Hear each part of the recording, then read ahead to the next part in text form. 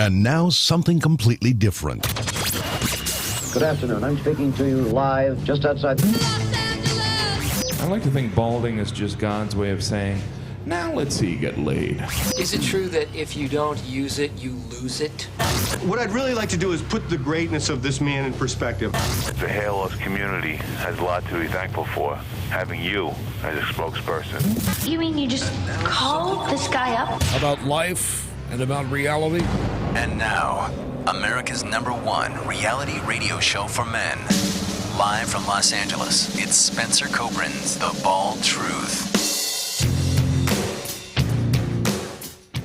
Well, hey guys. Welcome to the broadcast, 888-659-3727.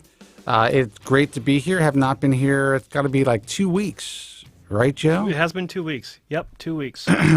And these last 2 weeks have not flown by. No, they have not. There's been a lot going on, keeping you busy, keeping me busy, keeping men that are looking for that certain leg up in life. Some would call it a third leg in life. It had to start sometimes. Well, I will tell you that the world of social media has created much stiffer competition for hair transplant surgeons. It has. Some would say that some people are kind of, hung up on what they have to do to deal with the swelling competition in their particular markets. And there are others who actually say that, some guys have a hard-on for people who are not partaking and participating in some of the ancillary procedures that are being performed by hair transplant surgeons today. And some of them are just being dicks. Dude, we're like 15-year-old kids. What I find funny is, as soon as that was posted, and we'll talk about what we're talking about in a second, but as soon as this, let's say, social media promotion was posted in the hair transplant WhatsApp group where all the physicians are, these guys were like children. It was hilarious. Just giggling. Bunch of prepubescent boys just giggling their asses off about the dick jokes. All right, so let's talk about this. And I have to say that this is not necessarily a new phenomenon. There have been physicians that I've had to remove from the IAHRS. The first doctor ever, years ago, a Canadian physician who was upselling liposuction while the patient was under anesthesia for hair transplant surgery. And we always know that there are guys out there who are essentially willing to add, who may have started out as hair transplant surgeons. This was their focus. And then they started to add ancillary procedures into their practice. But this is an all-time, let's put it this way, this really has hit a new level of, I want to be politically I don't know correct. if it's a new level of brilliance or a new level of desperation. It's I have to say that it's pretty scary, especially the way things were promoted and the fact that, and we'll talk about, why don't you tell people what we're talking about and then we can discuss some of the nuances of the video that was put out there. All right, so, the nuances, yeah. The dirty details. Yeah. There's a doctor that has recently, how can I say it, re-entered the field of hair restoration surgery after somewhat of a hiatus. Hiatus? Yes. And it seems like he's trying to regain or re-enter the market with a bang to really get some attention by offering hair transplantation on day 1 of your 2-day visit and penile enlargement on day 2 of your visit.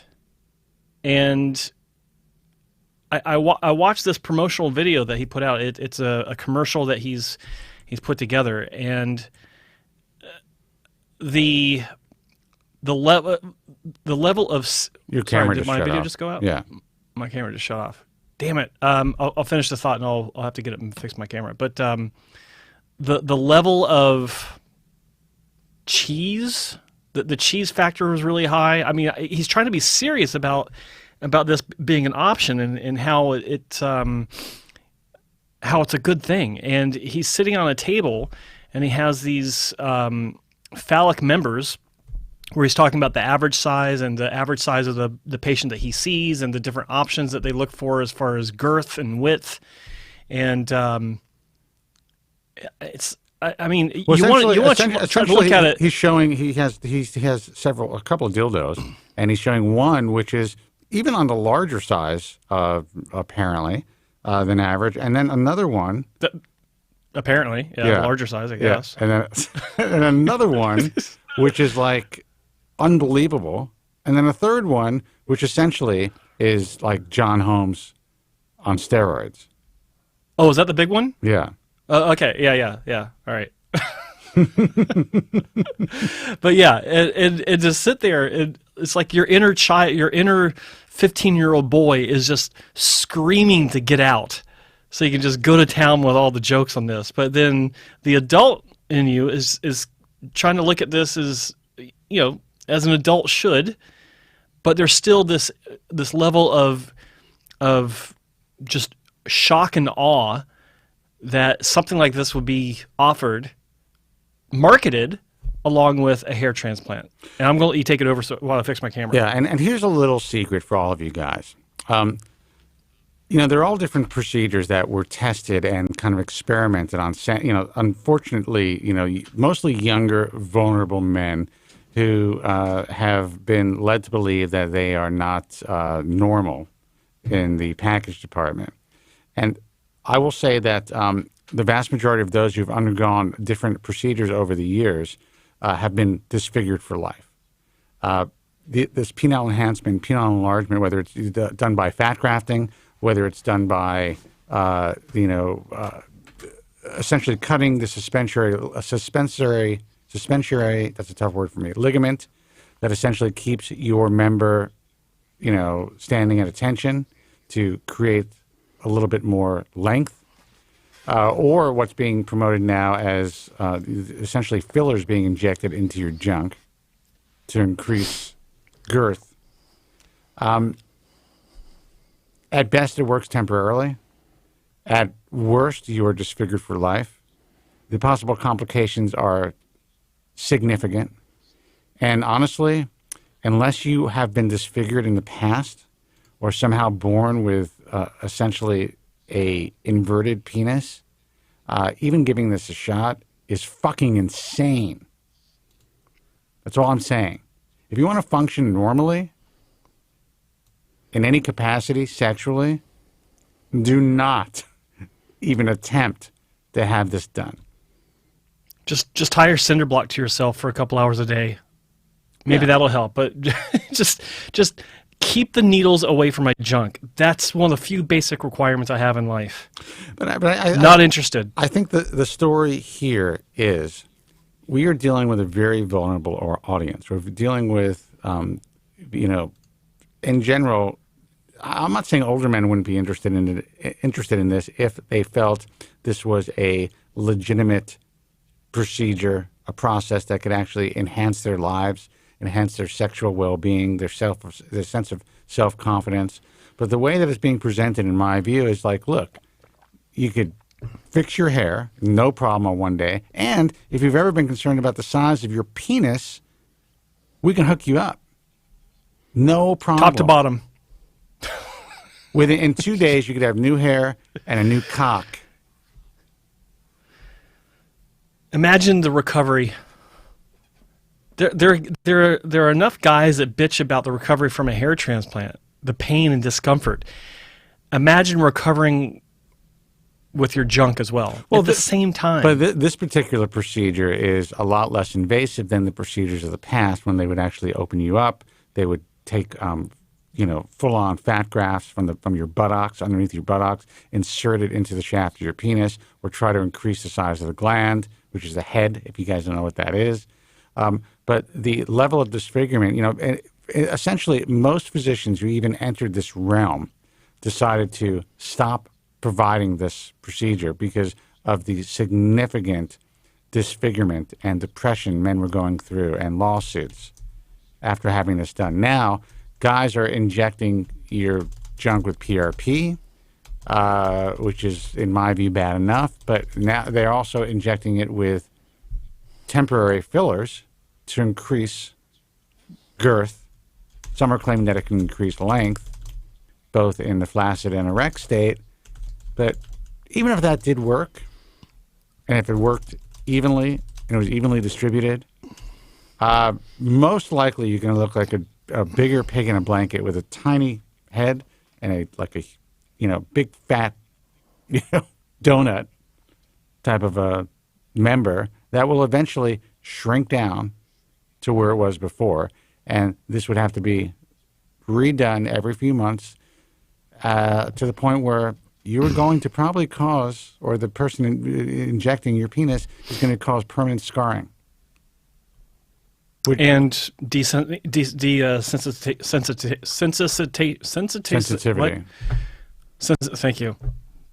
Now, desensitized. This is just my layman's point of view, and this is also based on, because I do what I do, you would be surprised at how many people have contacted me over the years who have undergone these types of procedures because we were like a men's show, especially when I was on the radio.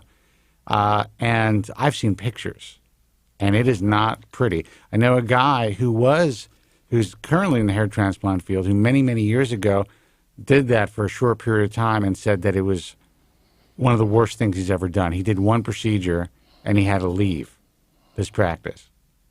And they were making money. They were literally making money hand over fist. I was going to say.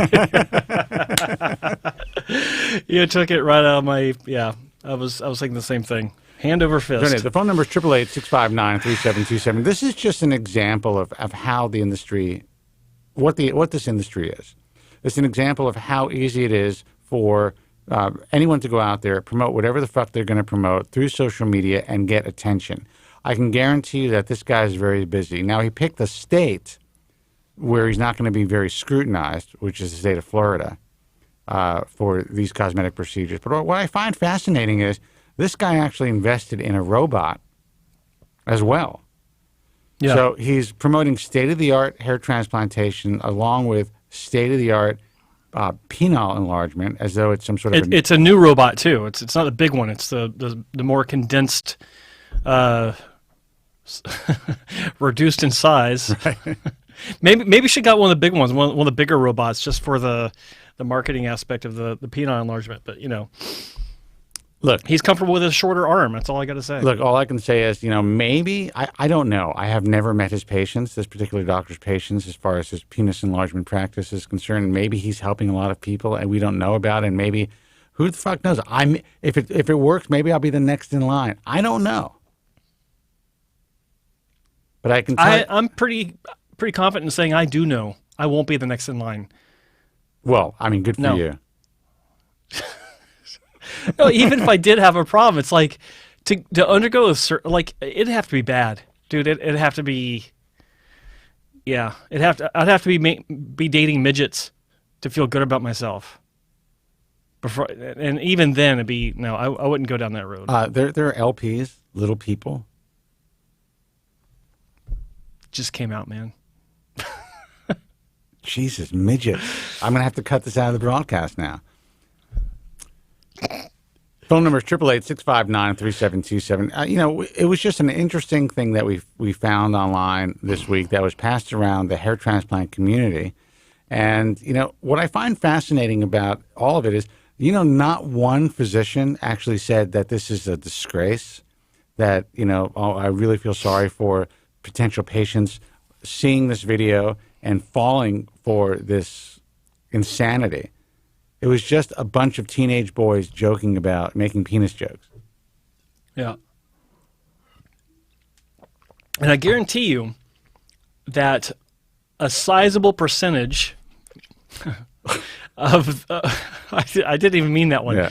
A sizable percentage of the doctors reading that were joking about it, and even the ones that were silent, a sizable percentage were like, Yeah, that sounds. Maybe I should do that. Yeah, exactly. Yeah. All right, let's take a What if he's having success with that? Let's take a phone call. Guys, the phone number is 888-659-3727. This is our live broadcast.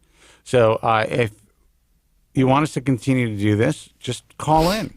And if you don't call in. And then we'll just podcast. Because it's a hell of a lot easier. Let's see who this is. Hey, man, you're on the air. Who's this and where are you calling from? Well, it's Morty from New York City. Glad not to be from Florida. God. Morty, how are you, man? Listen, I'm glad that you didn't call about this guy. Yeah. Oh my God, dude! This is such a great topic. Oh my God, dude, this is like incredible freaking topic. It reminded me. See, a buddy of mine I went to college with. He used to book radio ads back in the '90s. Yeah. And he booked an ad for a doctor in New York who used to do the suspensory ligament stuff. Yeah. And I remember he was the first guy who told me that this shit actually went on. And I was just like, you've got to be kidding me. You know? But you know what happens when you cut that suspensory ligament, essentially, yeah, it's possible that whatever's inside you can be pulled out, but you'd have to wear some sort of weight apparatus until the scar tissue formed. But even if that worked, you would have no lift, so to speak. You'd be droopy, man. You'd be dragging. It'd be like swinging, just dragging. Like if you tried to actually use it, you'd probably end up breaking it off. Well, you'd have to hold it. You'd have to hold it in order to insert it. And you're disfigured. That's it. And no one even discussed that. Especially, I remember how big this was. How big this was back in the 90s, in the late 90s. I was in radio too. It was all over the airwaves. Yep, it was like I think there was this one doctor in New York City, man, who was doing it, and he was spending crazy money. Like I said, my buddy was selling. He was the guy selling the ads for it, and it was like their biggest customer. Yeah, and the doctor was like spending crazy money on radio ads for it, you know, because it's not like he could advertise that stuff on TV, but they actually, They advertised in the back of newspapers, and they advertised it in men's magazines, and they advertised it on radio everywhere. And I was on New York radio, and I mean, there were ads on WNEW, there were ads on WABC, there were ads on WOR, of all places. Mm-hmm. That's right. You know, right. And it was promoted as a state of the art technique. Like, you know, finally, women have been able to do this for decades. Now men can enlarge their fucking junk, and idiots fell for it, and their lives were ruined. Oh, it's just crazy. And it just, like I said, it's so typical that it's Florida. I was just looking it up. Like, Florida man gets hair transplant and penis enlargement. Yeah. That's right. Oh, jeez Louise. And you get to visit an alligator farm. Yeah, you better watch out. Your newly hung member doesn't get bitten off by the fucking alligators. Good point. Yeah, but the whole thing, the way that it was promoted is, these are two issues that men really are concerned about, and essentially we can solve these issues under one roof within a 2-day period, and you can be a new man. Period. That's the way that it's being promoted, and this guy is out there with these dildos on YouTube, literally, and showing the average circumference and what can be done and what needs to be done. And if you have a partner who's a little bit more loose, then we can do this. My first response is just get a new fucking girlfriend, man. If that's the problem, little people, LPs. Oh, it's freaking horrendous, man. Because I thought I've heard it all. I mean, I don't know. There's just so much going on. Like the whole thing about women who bleach their hoo-has, and gay men who bleach their anuses, and it's just, I don't understand life. I really just don't fucking. Well, you know what? Even that is like, okay, it's bizarre, but even that is kind of like, all right, well, at least you're not disfiguring yourself. Yeah, it may sting a little bit, and that's about it. Yeah, but no, this is it's just an insane topic. I mean, it's funny because when you started talking, I had to Google it. It's Dr. Loria, I guess, is the guy, right? Jesus Christ, we're trying to keep his name out of the fucking show, dude. We're trying to keep the lawsuits to a minimum. Oh, I'm sorry. Thanks, Morty. Well, you can blame it on me. Anyway, Listen, it may or may not be that physician that you just mentioned. I have no clue, really. Yeah. And my guess is it's probably not going to be one. I mean, if this catches on, I suspect we're probably going to see a whole mess of him pretty soon. Jeez Louise. Well, I promise you. And if something like this ever did go to court, I'm sure it would be a hung jury. Thank you. Good night. Don't forget to tip your waitresses. I'm here all week. That's right. I'm here all week. Anyway, listen, the other reason that I called was because there's been a development with a local robotics guy out here. I think it's Long Island Robotic Hair, whatever. I forget what they're called. But the interesting thing is that he's been advertising very heavily, exclusively in Spanish. And I've been seeing the ads because I speak both languages, and of course, the Googles knows all and sends me stuff that's in Spanish, and so I figured I'd share it with you. And it's a real pity that that you guys only broadcast the Bald Truth in English, because I know for a fact there's a lot of misinformation being spread around for the Spanish speaking among us. So sure. How do you know we don't have a show on Saturday in Mandarin? Well, that's probably I don't. Haven't you ever seen our ads on Telemundo?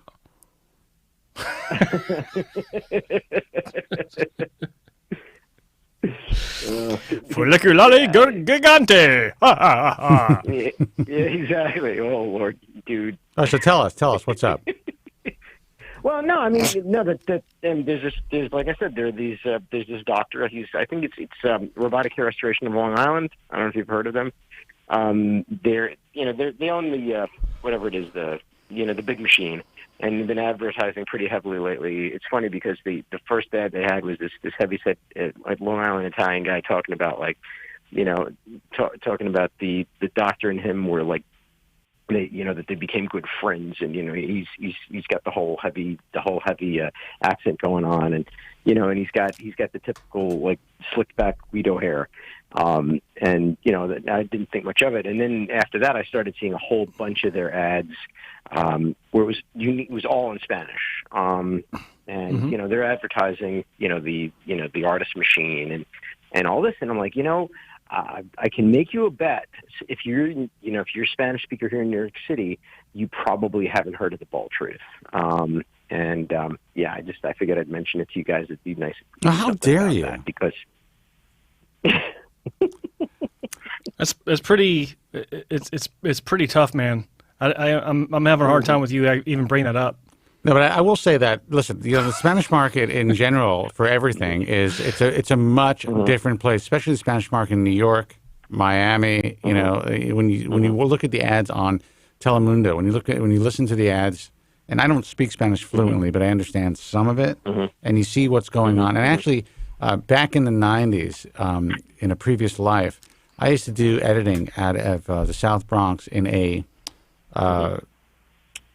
It was a video production company that actually worked. It was in the basement of this guy's house in the South Bronx, and they did a lot of ads for Telemundo and all the local Spanish stations.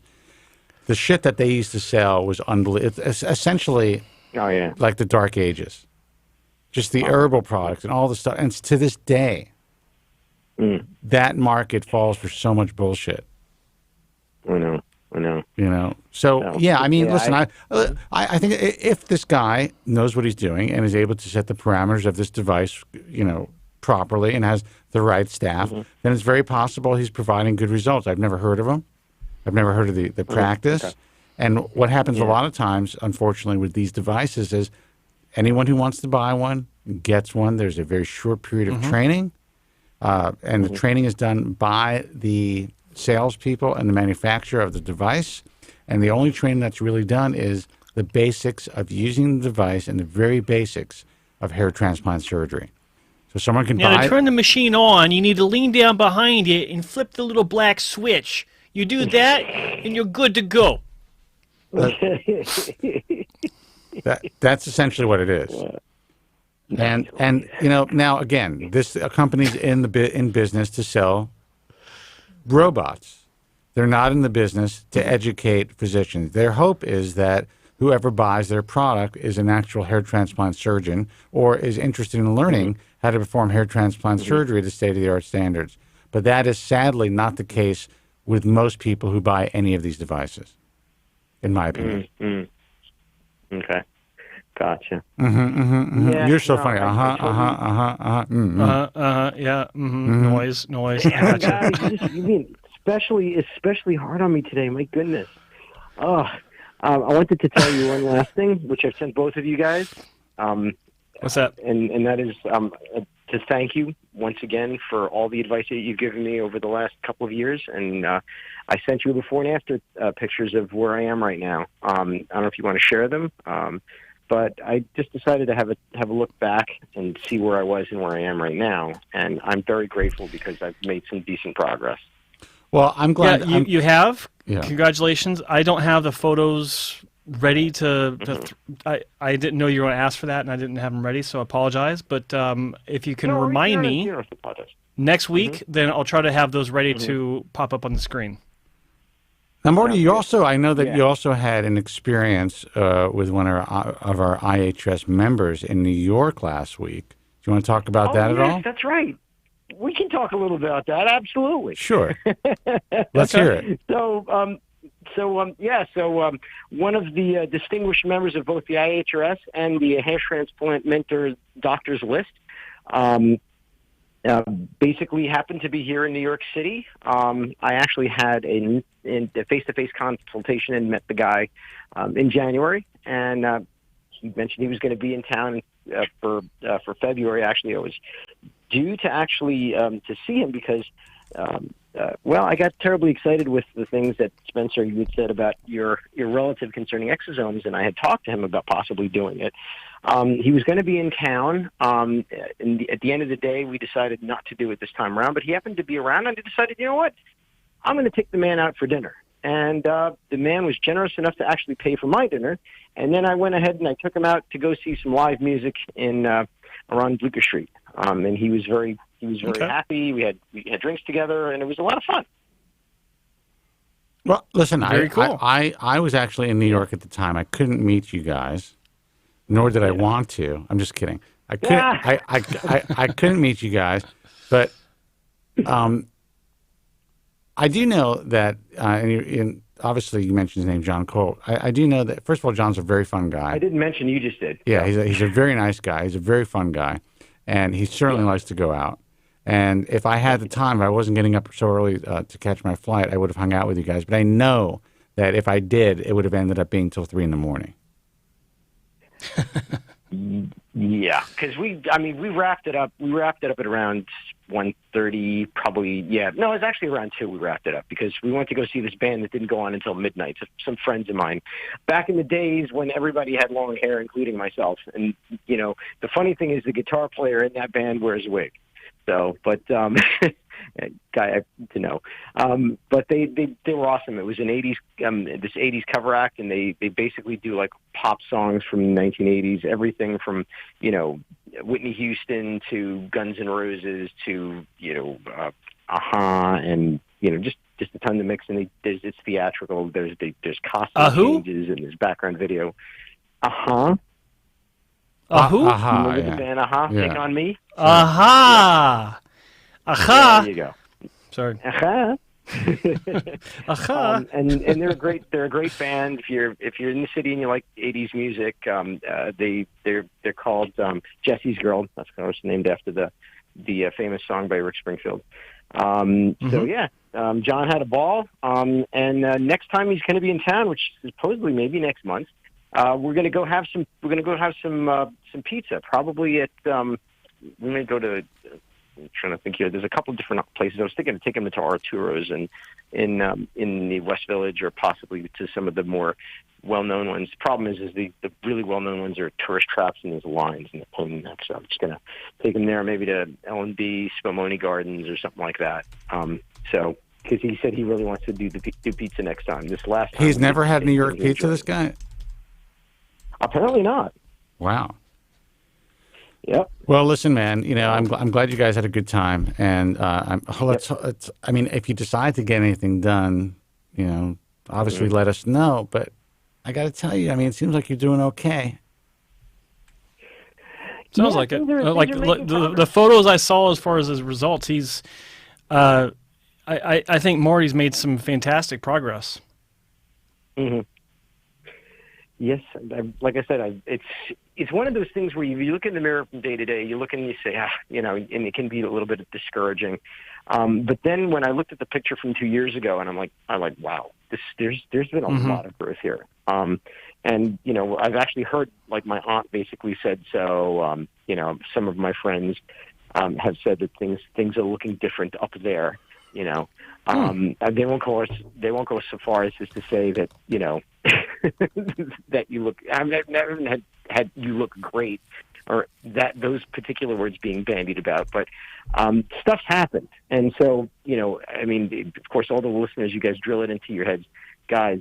Use the medications. Use the finasteride. Make sure you get the laser caps. Get the Chinese laser caps. Don't go for the expensive stuffs. And the ketoconazole shampoo. Use that. Eat healthy. And stuff will happen for you. You're not going to get back to where you were when you were 18, but as I am right now, I would say I haven't had this much hair since I was probably 29, and I'm 50. So it can that much can happen. Well, listen, Morty. That says it all right there. Mazel tov, man. Thanks for the call. Mm-hmm. Love you, man. And we'll talk soon. And again, thanks for the invite in New York. I didn't mean to avoid you guys, but you're more than welcome. Just let me know. And I mean, he came out at 9 p.m. But if he would have come out a little bit earlier, we would have had a lot more set up. Yeah. Late. And thanks for my invite too, Morty. That's too late for me, man. Well, dude, you're always invited, Joe. Come on now. I didn't see it. I didn't hear it. All right, dude. Listen, you take care. Well, Have a good one. In town, man. The only reason I knew that was because Spencer mentioned Cy Sperling on his Facebook, and it basically reported his location as being New York when he made that post. That's how I knew. Yeah, I have guys. Damn you, Facebook! They're fucking spying on me. These guys. Well, nothing happens in New York City without me knowing about it, Spencer. That's true. All right, man. Listen, thanks for the call. Take care. All right, take care. I was like, there's no unless Tillman's with me, I'm not meeting anybody. Let's see who this is. Hey, you're on the air. Who's this and where are you calling from? Hello. Hey, this is Bill from D.C. Bill from where? From D.C. Bill from D.C. What's happening, man? Hello, Bill. Pretty good. Just was wondering about your opinion. I know you guys have talked a lot about these exosomes, and my plan has kind of been to try to wait a year or two and keep with the caps and the comb over, and give it some time. But I'm seeing now that Dr. Cooley is offering it down in North Carolina, and I'm just you guys kind of have the opinion of wait it out another year or two, or you think it's ready for prime time, or? I look at it like this. I'm getting feedback from some of the doctors. They're keeping me updated about their ongoing and growing experience with exosomes. And I actually got some photos yesterday from one of the doctors I know that is heavily into this, and he was showing me the progress of, I think it was 5 different patients with a variation of time of 3 to 5 months from initial treatment. And it's consistently showing a stronger response to the PRP results, or I'll say a quicker response than his traditional PRP results for the past several years, which is a good sign. My personal opinion on this, I have now been offered free exosome treatments from multiple clinics, not just one clinic, but multiple clinics, saying, come on out, we'll give you a free treatment. I'm very appreciative, not interested at this point, because I personally am going to wait for at least a year to see how all these other guinea pigs are turning out. So far, it looks good. I mean, I can't deny that. It looks good. The evidence is positive, but we just don't know. Like, is it going to work for 75% of the people? What kind of improvement are they going to be getting? Is it going to be a 30% improvement, 50% improvement? My initial exposure to this was on a slick, bald Norwood 7 patient that had zero hopes of having a hair transplant with any sort of, perceived success. But with exosomes, he had the equivalent, in my view, of what would have been a $1,500 graft transplant on the middle top of his scalp, where before it was just slick, like shiny bald. That blew my mind, and so I've not seen any other types of cases like that. Everyone else is kind of like diffuse thinning, where the density is improving in an obvious fashion. But I'm still cautiously optimistic, and if it were me, and it has been me, I'm holding off on these offers for at least a year. So you concerned that there might be some I guess that's a big negative for Joe. Yeah. I am not concerned about the safety issues when it comes to recognized physicians, guys who really have a lot of expertise as far as, at least they've been doing this for 6 months to a year. They've worked on a lot of patients. They are getting their this biological therapy, these exosomes, from a reliable source. They've had no experience with bad batches. So I'm not that concerned about the safety. But as far as the efficacy, I think it really is going to depend. It's going to be a case-by-case basis. Not all exosomes are going to be created equal as well. And even if they get it from a safe source, you have to see, how well has their prior patients done. And everyone can give you numbers, and everyone can say that we have a 90% success rate or a 99% success rate. But unless you have the opportunity to speak with patients and meet patients, you're never really going to know.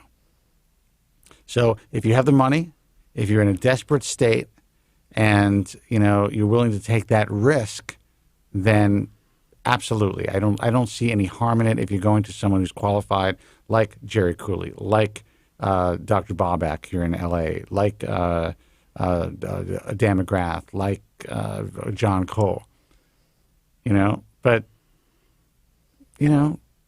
what's your situation, right? Are you actively shedding? Are you actively losing ground right now? Yeah, I've been on Propecia for over 10 years, and I think it has helped maybe, but I've certainly continued to lose ground. And so I'm not sure I'm a great responder to Propecia. And I think if I could get, a reasonable result from the PRP, looks like all the photos I see of PRP, the results are so minimal, it barely seems worth it to me. The photos that I see of the exosomes does seem like it could be worth it, and it could help me stave off surgery I've been batting around surgery for over 5 years, and if I could get a little bit more fullness, I think I can still continue to, kind of make it work. Well, it would be an interesting, first of all, because you call the program, it would be great to hear from somebody who started from, this point, just kind of learning about it, calling the program, asking our advice, getting it done, and seeing what the results are. It's great for the show and also great for others who are interested in this. But you have to be willing to essentially be that person, Yeah, and if I lose the money, I don't want to lose money on it, but I can deal with that. I just don't want to have it, somehow make matters worse, or end up, whatever some kind of bizarre side effect could be from it, or it's unlikely. I would say that it's probably unlikely you're going to have a bizarre side effect, but obviously there's no guarantees. But it's always a possibility that you're going to be worse before you get better with any treatment that works. Yeah. So you have to be prepared for that potential roller coaster that you may end up going through, whether it's a significant telogen effluvium that you have to recover from, or it could just work right off the bat. So it's a risk. No matter what you do, if you're doing something to try to help your hair loss, you're always taking a risk. That's just the way that it is.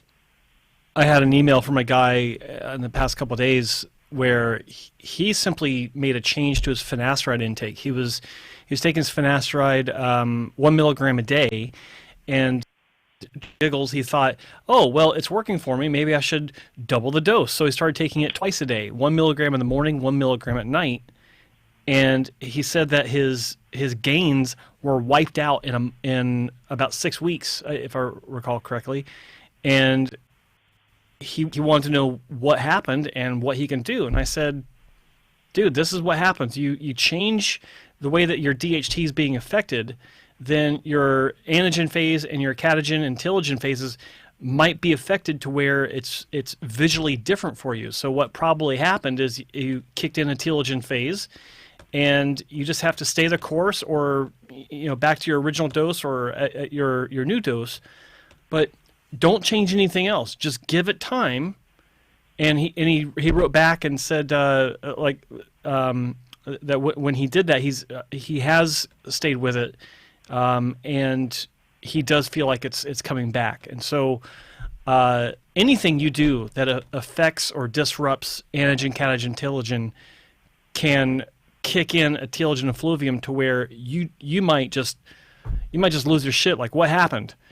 And it's completely normal. You just stick with it, and most likely you'll have some sort of return.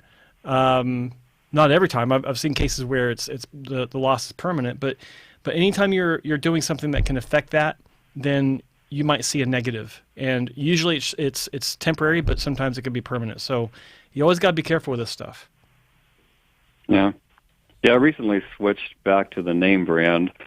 I had been on the finasteride generic for a long time, and I don't know if that may have something to do with why the results hadn't been great. But if for anyone out there, I would, it's just, why mess around with the generic? If you buy the ProScar name brand and cut it up into 4s, it really is not that expensive, and it's just, for me, it's worth the peace of mind to know that I'm, getting the real stuff. And now, do you think are you saying that you think you lost ground since you've been on generic, and I'm assuming you were originally on the name brand, right? I think so, because I don't think it was available in generic one. Because I started it in 2008, I think. So It's been 12 years. Wow. And the hair loss has definitely progressed significantly over this past 12 years, and I would like to think that the finasteride has slowed it down, but it certainly has not halted it. Well, listen, man. I understand the frustration, and I understand also, like, okay, there's something new that can possibly help me. Why not give it a shot? I understand that mindset. I believe, based on what I've seen so far, it seems to be exosomes. The right product seems to be working for a significant number of people who are trying it. With that said, we don't hear from everybody who's disappointed. And we're not hearing from people who are going through tremendous sheds. Now, the person in my, the person that I know, my family member, who is a female, had a significant telogen effluvium after being injected with exosomes. However, that reversed itself, and she had a lot of regrowth. So I've seen some very positive things. You just have to be prepared for the worst case scenario. That's it. Anything that, can hold off surgery. I think if it's getting to where I either have to just buzz it all off or do the surgery. So, but, I might prefer to hold on. Because, again, if the Propecia is not working great, it's definitely going to mean that, I'm going to need another surgery in another, 3 to 5 years, and then another one. And, once you go down that rabbit hole, you're down that rabbit hole. And so I'm trying to avoid that as long as possible. Well, listen, man, I wish you the best of luck. I could hear the angst in your voice. I totally get it. But just, just recognize that you are taking a risk, but it may be worth your while, especially if you see yourself continuing to progress, because you're going to progress anyway. It just depends on how fast you are willing to deal with the possibility of having less hair. So it may work for you right away, where all of a sudden you're like, wait a second, this stopped, I have more hair, it's great. Or you could be like, shit, this isn't a good situation for me. Yeah. How much does it cost roughly? Do you know? I'm not finding much pricing about it. I mean, I've seen it for, $2,800, $5,000. It really depends on the cc's or the amount of exosomes that are in each cc.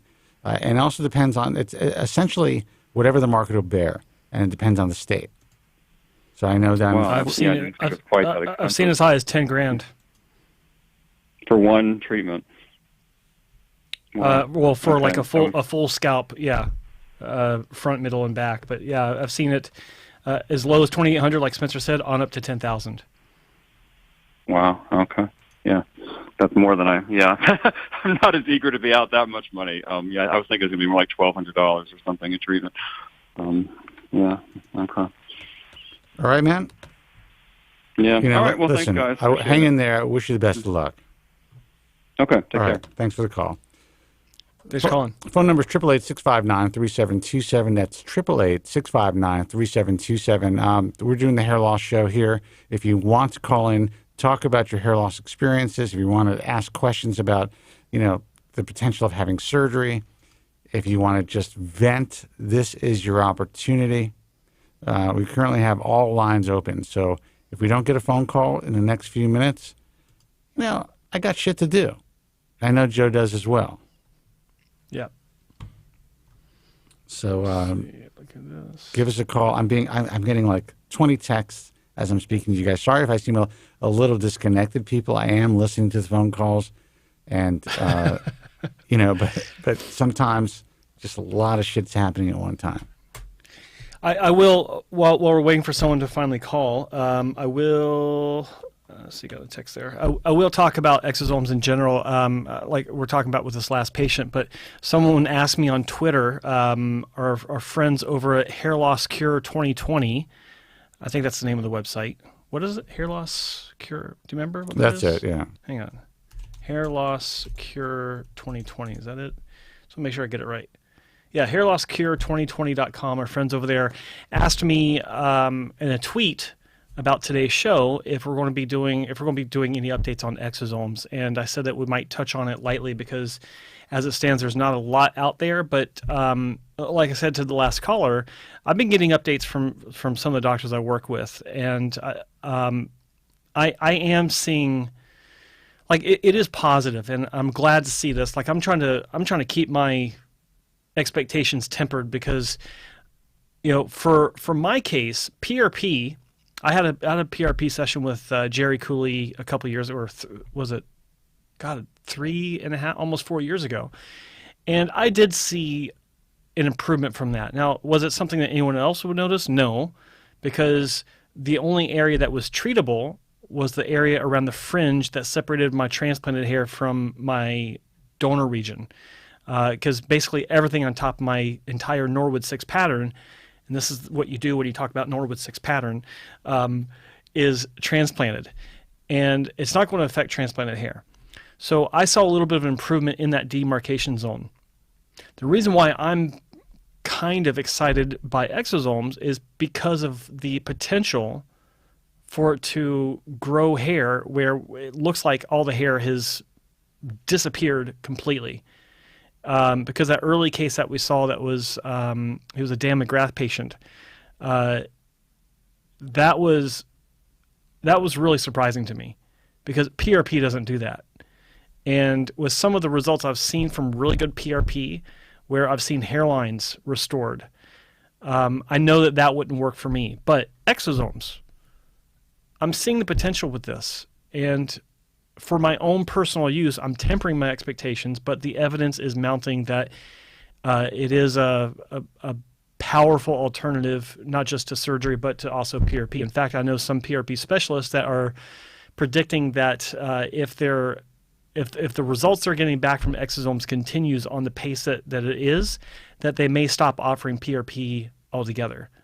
And that's a powerful statement. So nothing major as far as updates, but the evidence is mounting to show that it is a valuable alternative to surgery. I'm so happy. Hold me. Don't run away from your feelings.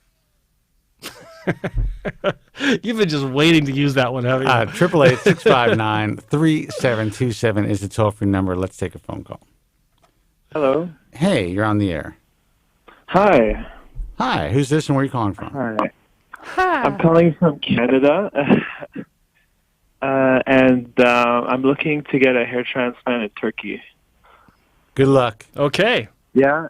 Thanks for calling. Yeah, I'm trying to not go to a hair mill. That's the goal. And Okay. I've been looking at the best options. I know it sounds like a typical guy, but I'm looking for the best price to performance ratio, and that's what I guess a lot of these Turkish How old are you? hair mills are looking for.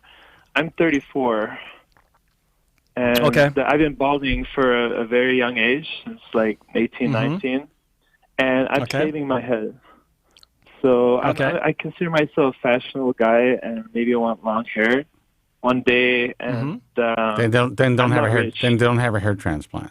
Your fashionable guy is currently shaving his head. There's no way. I can rock my shaved head because I also go to the gym. Yeah, if you could rock work out. if you could rock your shaved head, I don't care who you decide to go to.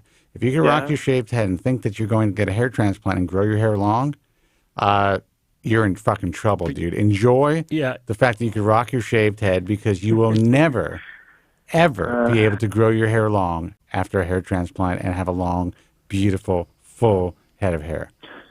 Well, I don't want long hair. I just want like hair. Maybe just short hair. Keep it short. But I really don't think I just want my hair back because I get cold in the winter. I'm from Canada.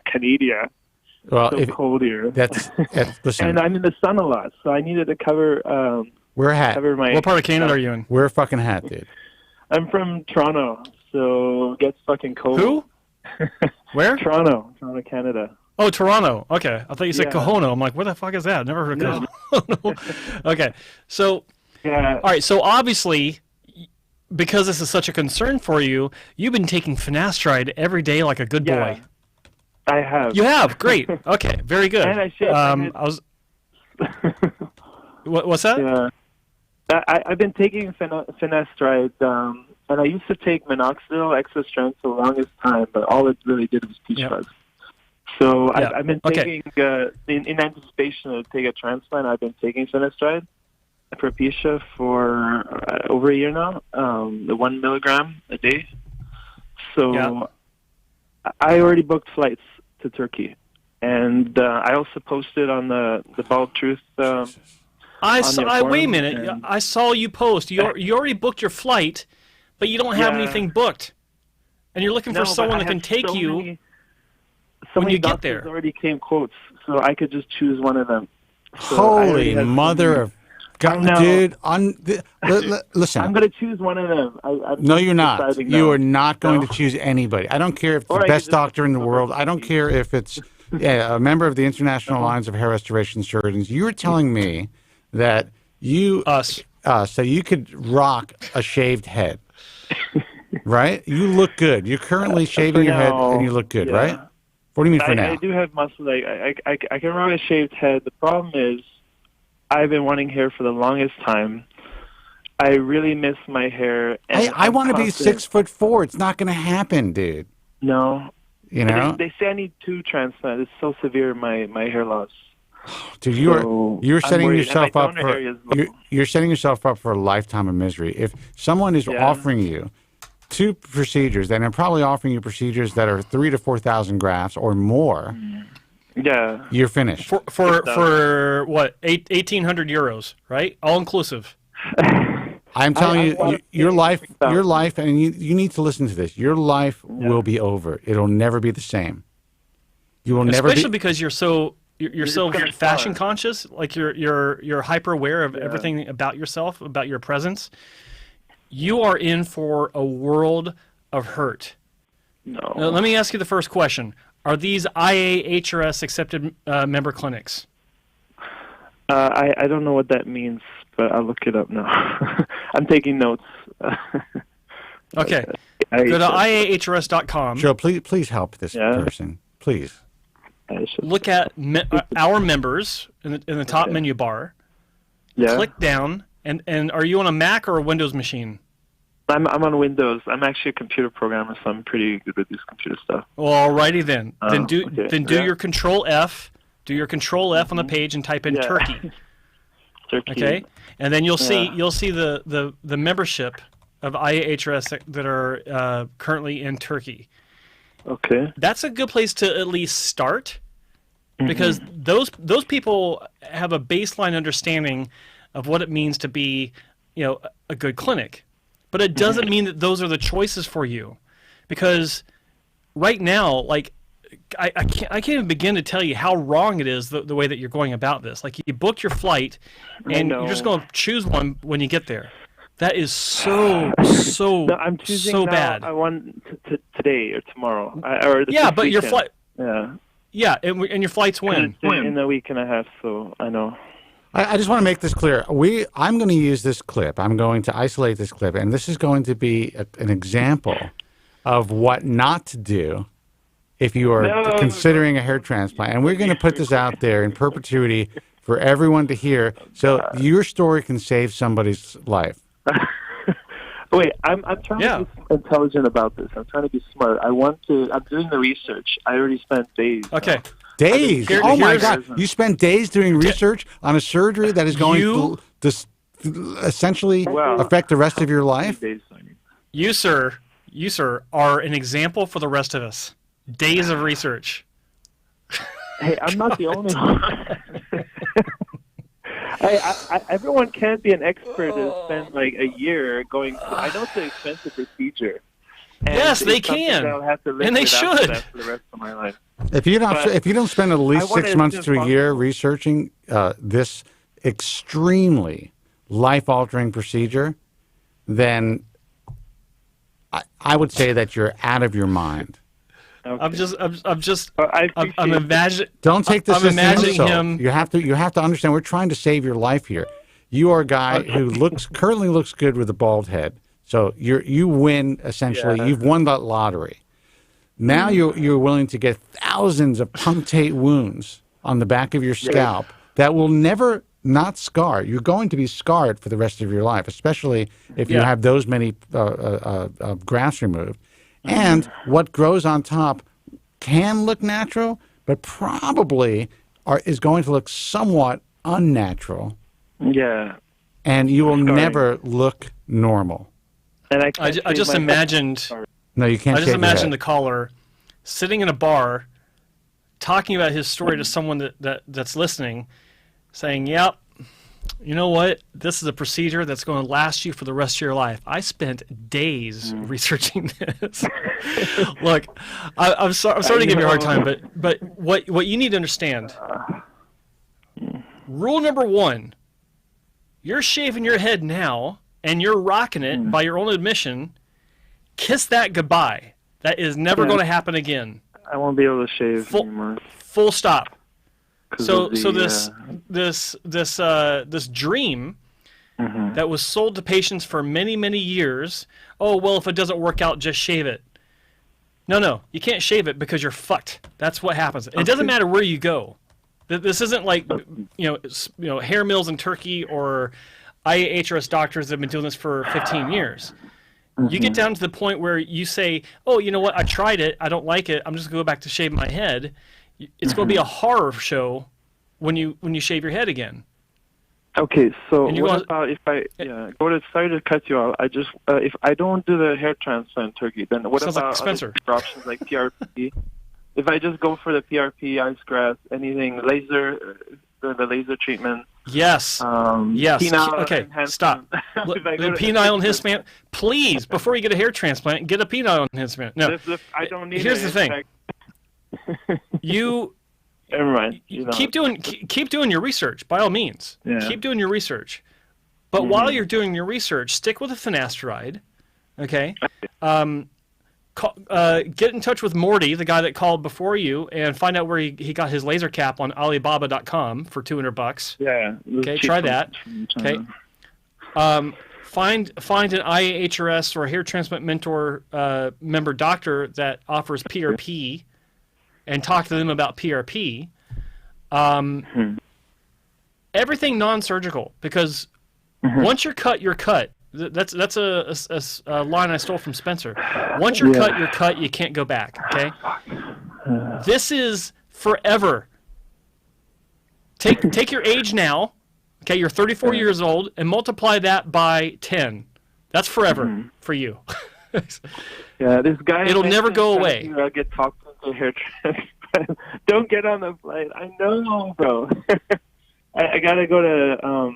I gotta get like a PRP at least while I'm there. Right? It's cheaper.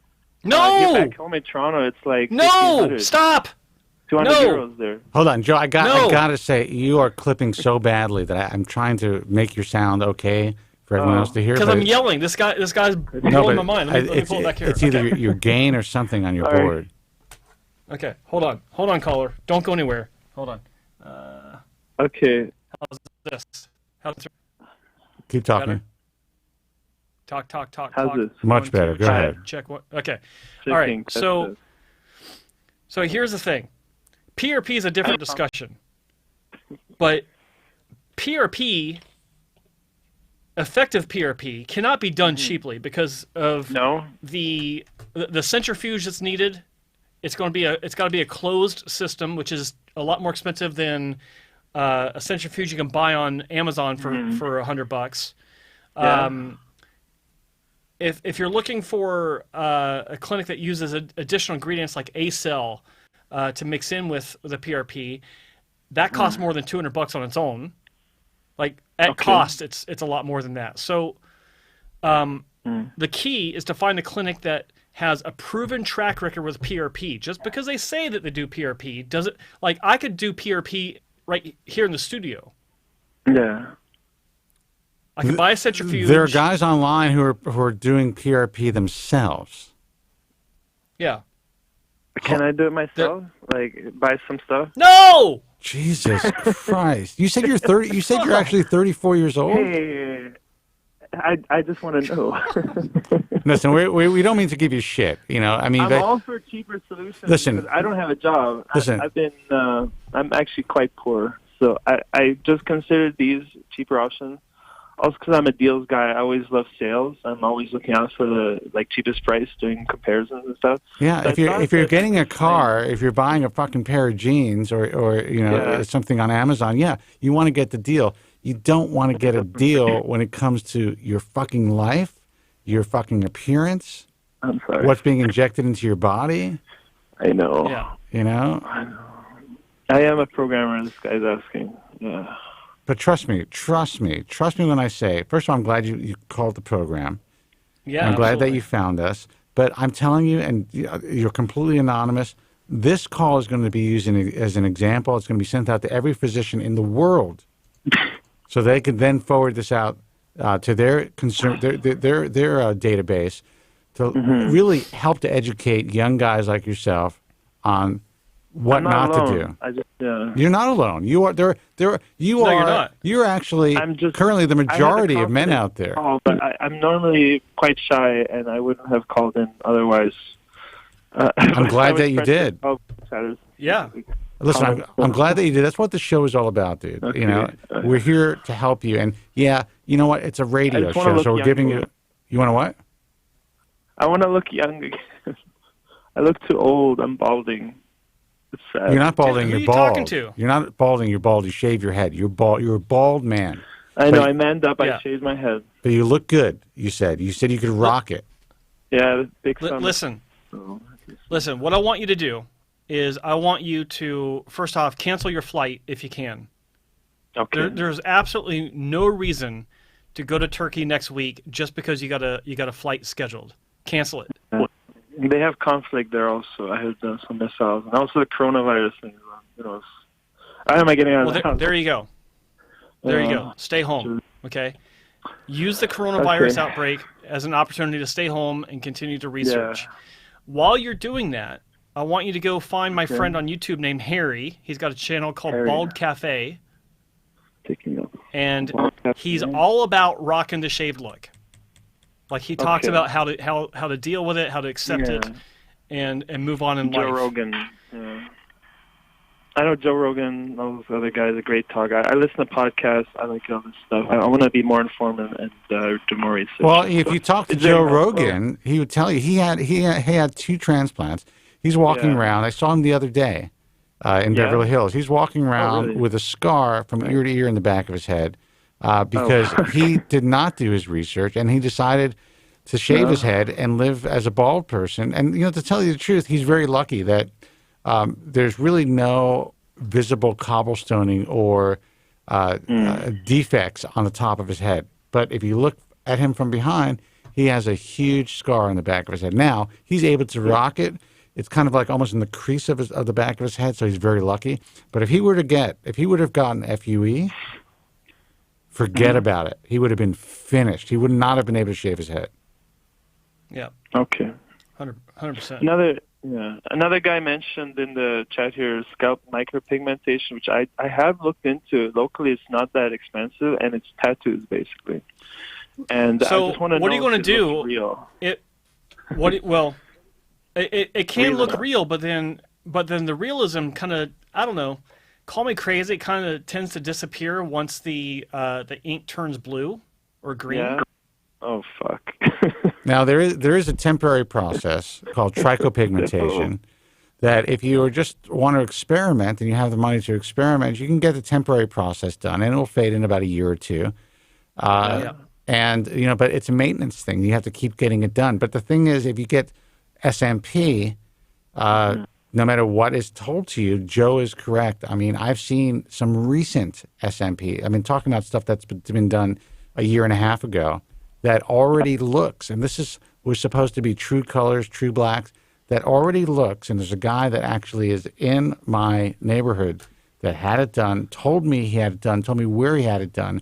Initially it looked good. Now he's like, what the fuck do I do? He has to get it lasered off. Yeah, the laser removal.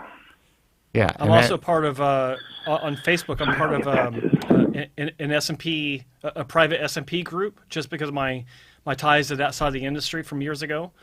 And I got to tell you, you know, all the members of this group, they all post their most recent work to get feedback. And everyone's like, oh, wow, looks great. Let me tell you, dog shit. Yeah. You just broke up, Joe. Your internet's fucked up. Say it again. The lack of artistic ability with these people. Yeah. And a lot of them are supposedly like good. It's hard. Hello? Yeah, Joe's having problems with his internet. Sorry, man. This just so I can. I'm sorry. You're breaking up. Yeah, I missed that. If you could repeat yourself now, it looks like you're back, Joe. Joe's back. Okay, so the only reason why I stay in this Facebook group where all this horrible SMP is going on is so I can continue to see just how bad it is. It's very like to find an SMP artist that knows what they're doing and is consistent. Like, all right, Joe's breaking up, but what he's trying to say is to find an SMP artist who knows what he's doing, has consistently good results, is essentially like looking for a needle in a haystack. And if you were me, or if I were you, and if I was considering SMP, I have a couple of personal friends who have had trichopigmentation. They like it, but even trichopigmentation, after a while, you kind of have to let it fade completely if you don't want to eventually have like a confluence of color, because it's very difficult for the artist to go back over the dots exactly as they were before without overlapping.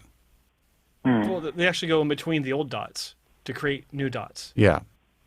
That's how that works. But it's still, you could still create a confluence of scarring of color if the color hasn't completely faded, right? Thing is, I still want hair. Joe, you can correct me if I'm wrong, please. Yeah. Well, this guy doesn't let you talk, though. By the way. Yeah. He really doesn't.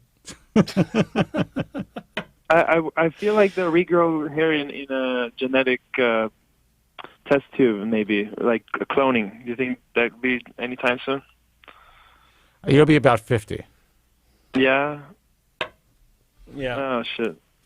Dude, enjoy the fact that you look good with a shaved head. 99% of guys out there cannot rock it. Or I say 90% cannot rock it like you have been. Don't get surgery. You're going to destroy your life. Okay, all right. There's a guy in the chat room says you'll look like a ballpoint pen. I appreciate everyone's advice. Thank you very much. All right, good luck to you. And do not call us back and tell us you had surgery. No, I won't. Okay, good luck. Okay. All right, thanks. Just don't have surgery. Yeah. Holy shit, that was a difficult call. No, he seemed like a very pleasant guy, but he did not want to hear what we had to say initially. He did not. And my hope is that he does listen, because he is not even close to being a candidate for any type of hair transplant surgery. He's the kind of patient where the clinics see him a mile away. Like I know exactly what he did. He went online. He got into WhatsApp discussions with all these different clinics. He took some pictures with his phone, and they said, "Oh yeah, as many grafts as we can get for 1,800 euros, or 5,000 grafts for 2,000 euros. 5-star accommodations, luxury car pickup from the airport, and return to the airport. And if you act now, we'll give you all the meds that you need for free." I got to tell you that picking between these poor clinics. I mean, the industry is now currently, at least, and that is the black market. But that side of the industry it's just it's barbaric what's happening. I mean, it's run by fucking animals. It really is, and I just, oh my, it was like peeling an onion. There was another layer to what he was dealing with. It's just like, ugh. God, and the problem is, like you said, like he is the majority of hair transplant patients out there today. They just want to get it fixed now. They're looking for the best deal. And he's not the only guy I've heard about that booked a flight and decided, I'll pick which clinic right before I get there. Or even once I land, I'll go visit these clinics and pull the trigger then. And you know what's so crazy is they can do that because they got so much space. It's like, oh, we got 9 spaces taken. We got one more. You want to take it? It's like, it's a Thursday. Right. And listen, for these salesmen, for these guys who are making the sale through WhatsApp, it is a complete numbers game. There is no concern as to whether the patient actually makes a good candidate for surgery. It doesn't even exist in their purview. It's not something that they are taught. It's not something they fully understand. I'm not even saying that these salespeople know any better. They're trained in a certain way.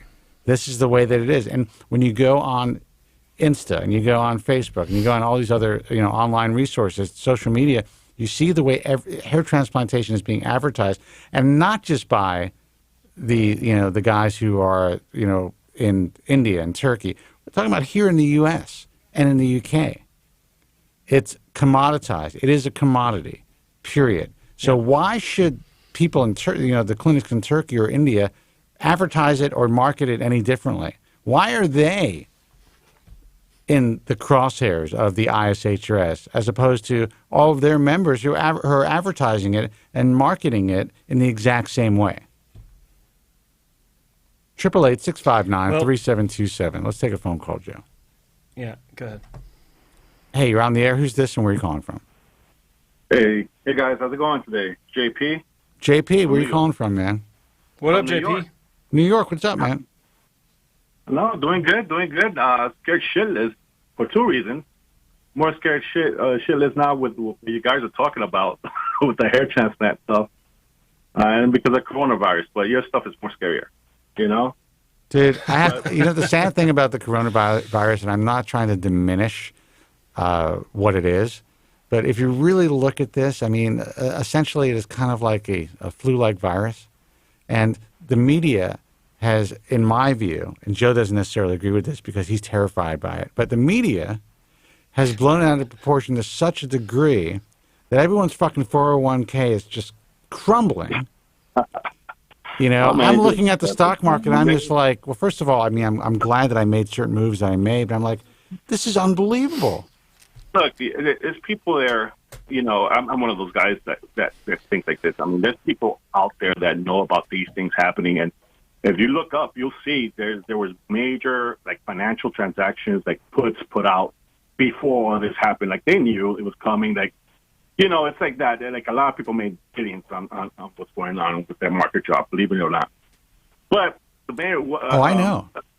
You know, but I don't want to really go into. Well, I do because, I mean, I was hearing what you guys were talking about hair transplants, and actually, I had booked a hair transplant in India right now. I'm going in about 2 weeks. It's called eugenics. Obviously, I mean, I've done my research, and you know, I make sure I try to go to the best. But now, when I hear you guys talk about nightmares of hair transplants and stuff, that's scaring me. And then with the coronavirus happening now, that's scaring me. And then I'm one of those guys that, you know, does rock a baldy. You know, I even did SMP, and the SMP came out great. I went to his hair clinic. They did a great job. I mean, it's been 5 years since I've done it.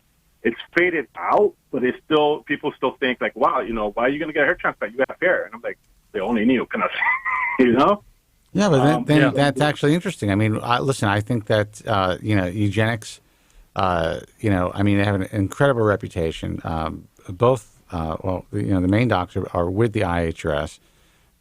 They're performing a tremendous service at a very reasonable price for people who are willing to travel. But if you are able to rock a bald look and you already have SMP, I mean, you have to be prepared for anything, and even in the best hands. Mm-hmm. So I would say that you are obviously in a much better position than our last caller as far as the research that you've done. You found a really good clinic. You're going to get a good price at a good clinic. I mean, you do have to travel across the world to make this happen. So you're ahead of the curve. But still. Yeah, thank you. And then I owe it to you guys, too. You know, I've done 5 years of research on this. But, you know, I follow you guys all the time. You know, I mean, your radio station is part of the research, right? I mean, if you're going to look for the bold truth, boom, there it is, right? So you guys helped a lot with this. Well, I appreciate that. And I'm not going to talk you out of surgery, especially if you're really interested in it and you've done your research. But if you don't really need it, if it's not something that you think is going to, you know, I always say surgery is a last resort. Joe says that as well. And to me, unless it's something that you cannot live without, then you don't have it. Yeah, and I think you're right. But I think also depends on where you are in life, how old you are. Like I'm 44, right? They quoted me for 3,200 grafts. So, you know, it's not like it's going to be like guys that do 4,000, 5,000 grafts out there, you know. But I'm 44, so I think in it's time. I rocked oldie for all my life, right? I think maybe it's time for a change at this age. You know, I don't think I'm not progressing anymore. It's been 5 years. My hair loss has stopped. Well, here's the thing. You have to be prepared to, you know, you rock a baldy, as you said. And if you are prepared to no longer be able to do that and maybe just be able to keep it really short, I mean, it's still a decent number of grafts, but if it's done correctly, and they will do it correctly at that clinic, there's a good chance that you're going to have less visible punctate wounds in the back of your scalp, but they're still going to be there no matter what. Yeah.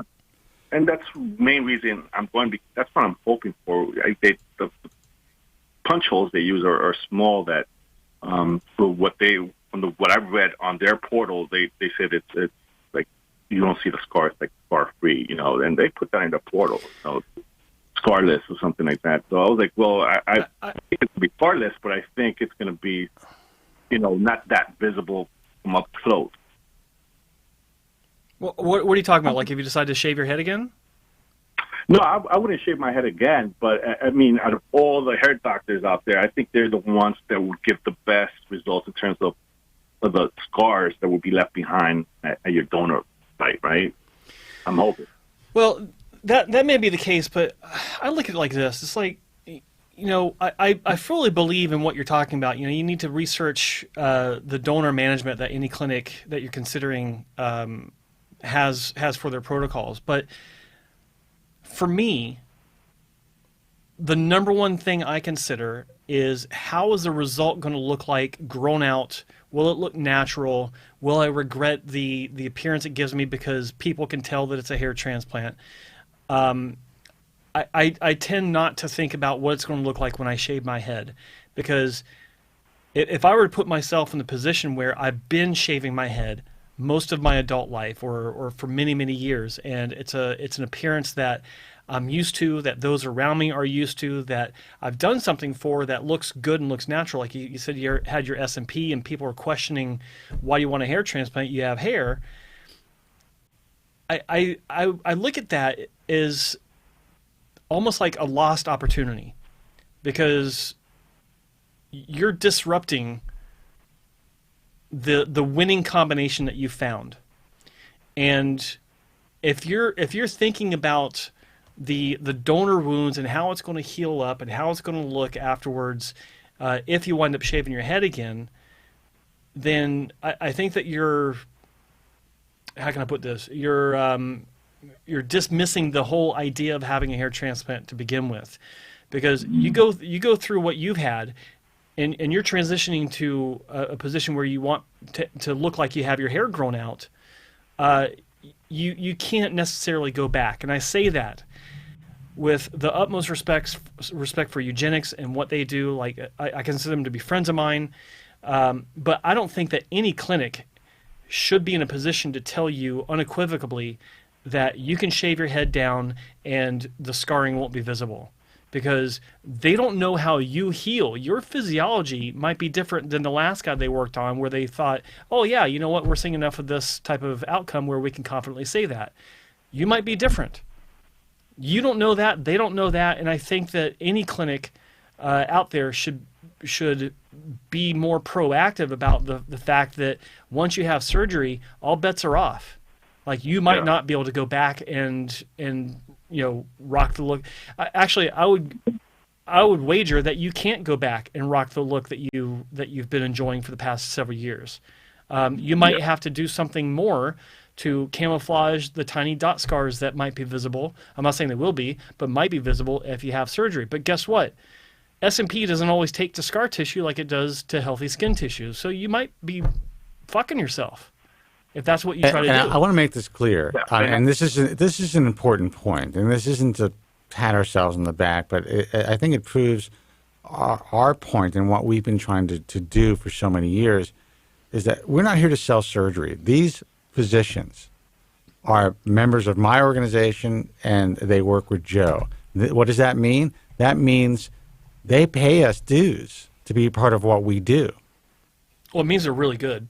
Well, yeah, it means that they're really good. First and foremost, they're really good. But what we don't do is sell surgery. And if we believe there's a possibility that you're going to do better without surgery, no matter who these doctors, whatever they pay us to be a part of our organizations, we're going to tell you the truth. And they are okay. And what's great about that is they support that.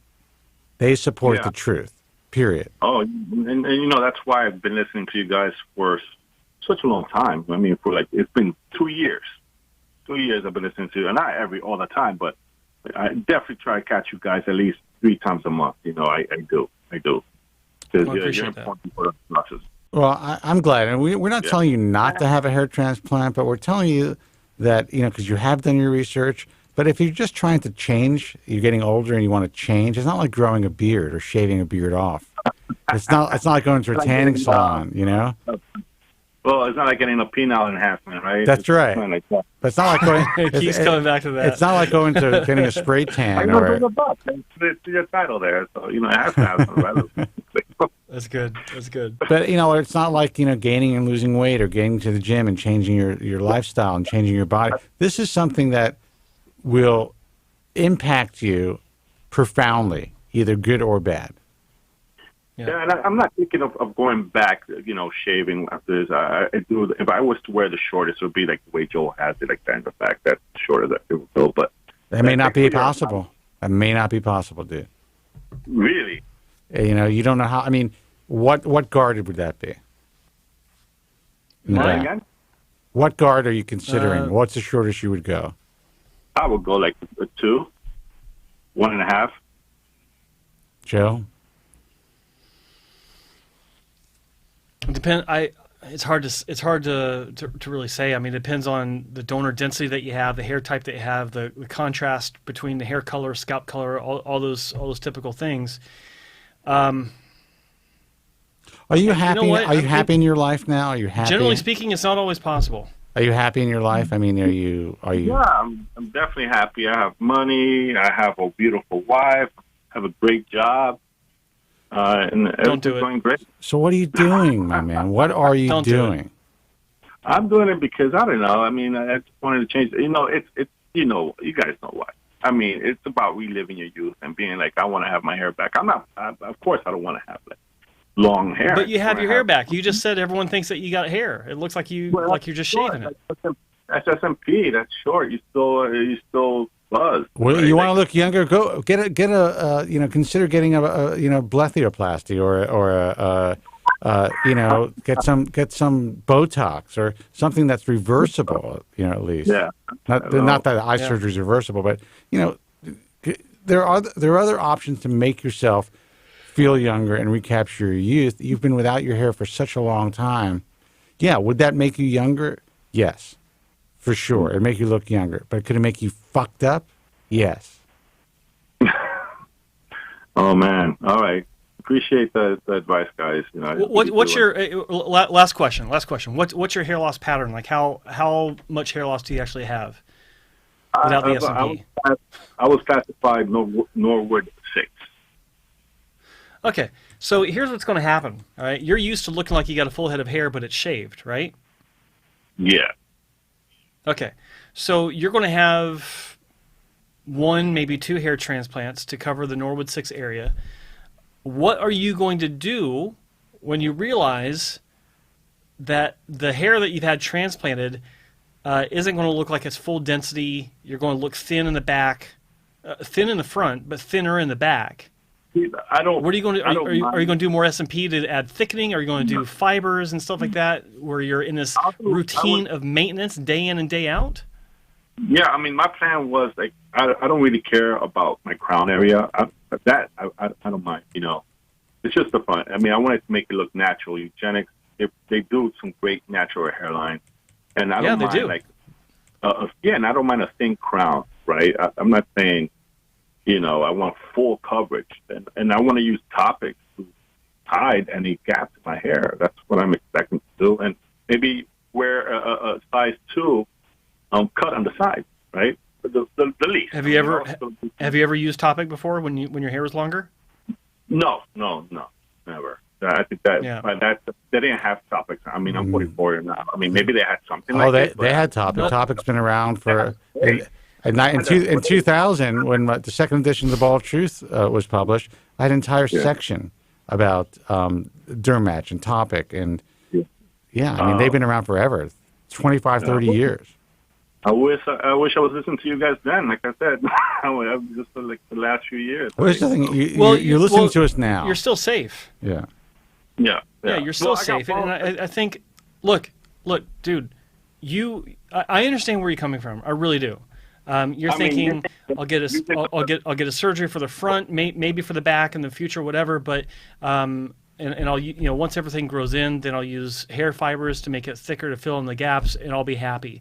But you've never used hair fibers, and the problem with hair fibers is you get addicted to it, and then like you'll go out one day and it's like, oh shit, I forgot my hair fibers, or I forgot my Dermatch, and it's like shit, now I gotta run back in and do that, or shit, I can't go swimming because I got this stuff in my hair. Do you know what it's like to spray your hair like I do and then realize, oh fuck, I forgot the paint? What a pain in the ass that is to try to get the paint on after you spray your hair. No, but no, you guys are right. That's my fucking life, man.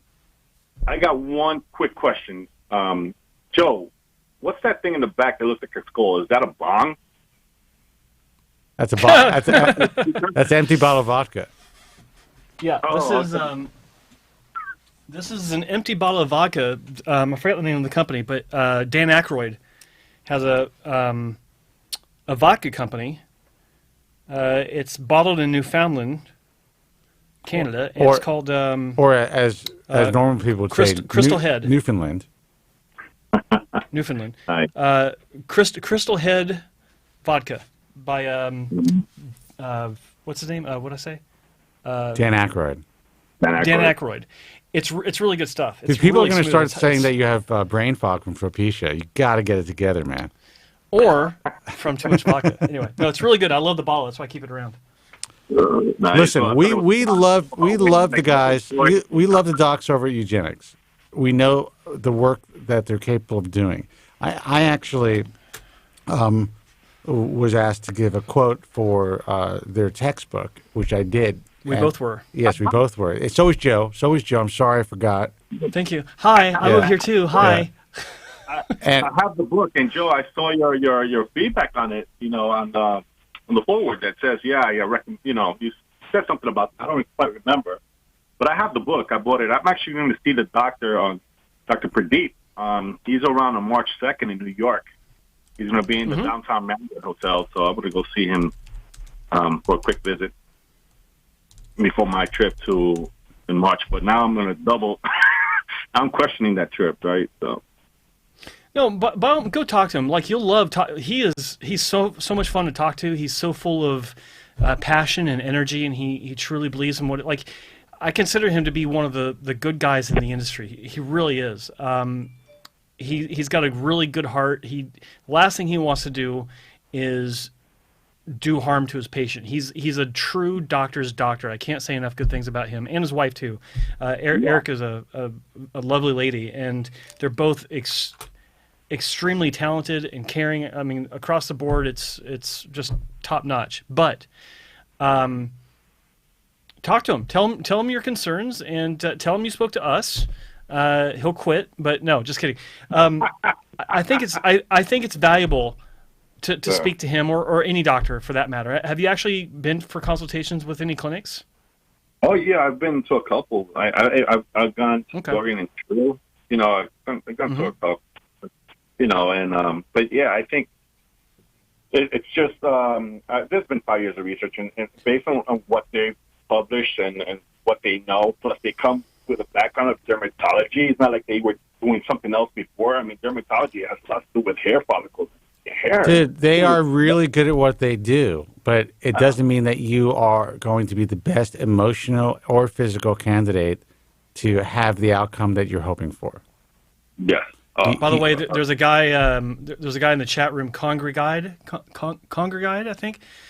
He's talking about having used hair fibers for 4 years.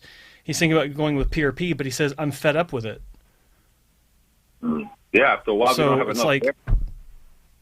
it's like, what are you going to do in 4 years if you get fed up with it? You're tired of using the hair fibers. Are you going to just accept a thinner head of hair that's been transplanted, or are you going to wish that you could shave it again? And then you can't, because you got a bunch of little tiny punctate scars that start to get everyone's attention. And you have a new hairline that you can't just shave off. I mean, you can, but it's going to keep growing. Well, that hair, that transplanted hair, from what I've read, it doesn't go away. It's not affected by the DHT. No, it doesn't go away. In most cases, it won't go away. That's the thing. You're stuck with it. Okay. Once it's put there, you're stuck with it, and you may not want it. Once you realize that, you know what, it's not what I thought it was going to be, or I don't have enough, or the hairline's not dense enough, or, everything that I was dreaming of or thinking about as far as my change in appearance, it's not exactly as I thought, so I'm just going to shave it all off. Not going to happen, dude. Now, I would say that based on, the clinic that you're going to, you'd probably be able to shave the front and have relatively no evidence that anything was placed there. But you'll have to continue to shave it. So you'll have a new problem. And you'll then have scars in the back of your head. Even if they're tiny, you might have a slight defects in the skin that could look like almost like mini orange peel effect if there's enough punctate wounds. You're just never, once you're cut, you're cut. You are never the same. So if you're prepared for that, then you've picked a great clinic. Yeah. It's you're right. You guys are absolutely right about that. So I'm going to actually go talk to the doctor. And, I have a few questions and so forth. But Joe's going to get a call. Joe, what did you say? Joe, what did you say to him? You tell him not to have surgery with me. No, I'm not going to say that. No, not at all. But no, you guys are totally honest, and that's why we appreciate you guys. You guys, you're not in it for just the money. You're not trying to sell product. You guys tell it as it is. Well, we do our best. We do our best. So that's a bonus. talk about penis implants. Yeah. The bonus part. We do our best with that too, man. All right, listen. Good luck. Exactly. I hope you could always press the pause button. Surgery is always going to be there for you, man. Thanks, guys. All right. Good Have a luck. good one. Okay. Take care. Bye. Thanks for calling. JD. 888-659-3727 is the toll-free number.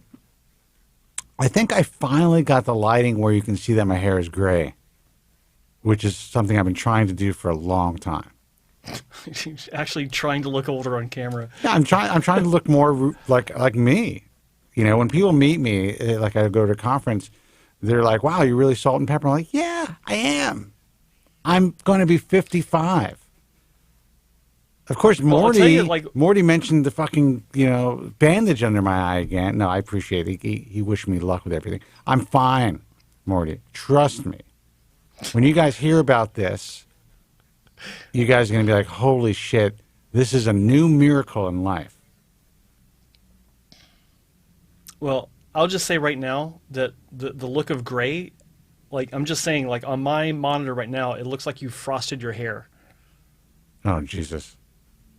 Well, I didn't. So, well, I know you didn't, because you would have called me up earlier. I frosted my hair. What do you think? What is frosting? Is that like blonding it? No, it's purposely putting in white in a very specific, well-defined, demarcated area of your hair. Oh, so I have a nice. That's nice. Like I have a buddy that has. He's about 48, and he's got mainly dark frosted hair, dude. Mainly black hair, but he's always had this little grouping of hairs in his hairline that are white, and it's what one would do if they were to frost part of their hair. Yeah, well, I'm showing you the back.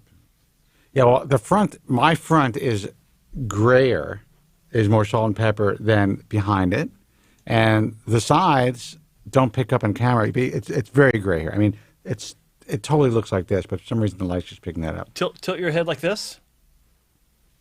See the? Well, it has to go. Yeah, you know what? The other side.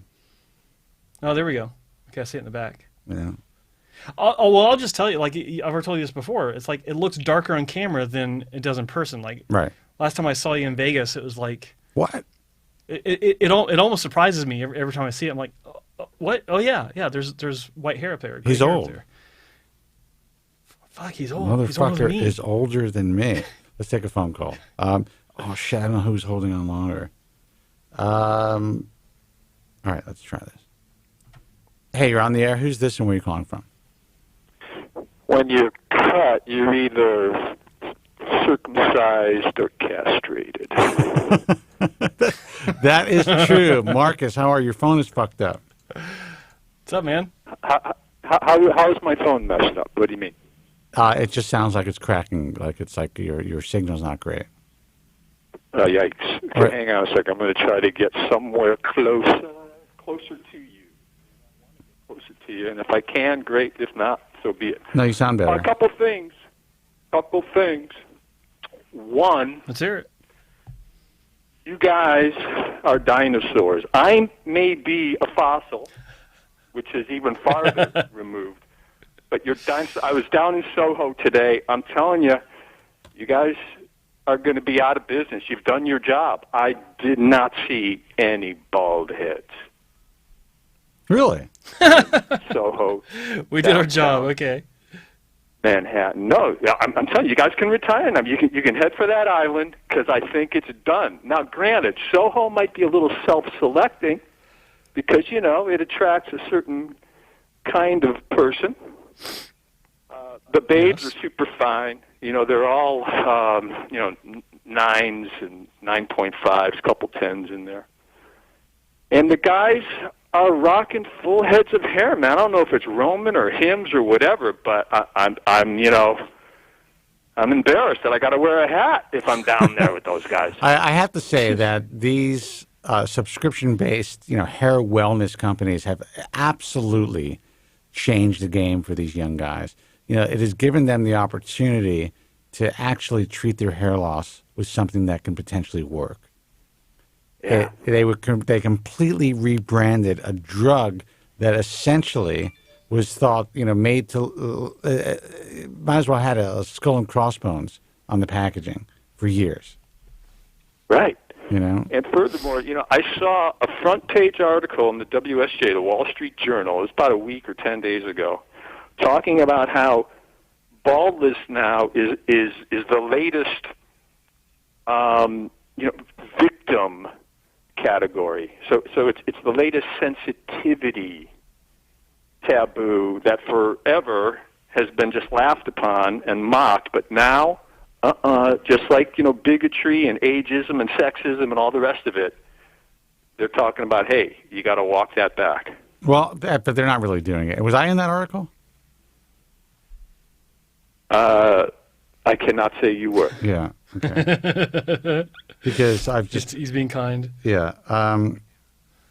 Because there was an article about. I don't know if it was the Washington Post or the Wall Street Journal or someone interviewed me about that, and it is the last bastion of political incorrectness.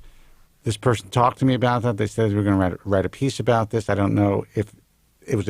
Obviously, it's a different piece, but no matter what they say, this is going to be a tough challenge. Society is not going to change their tune anytime soon. Trust me. People are still making fun of people's penises and their hair loss.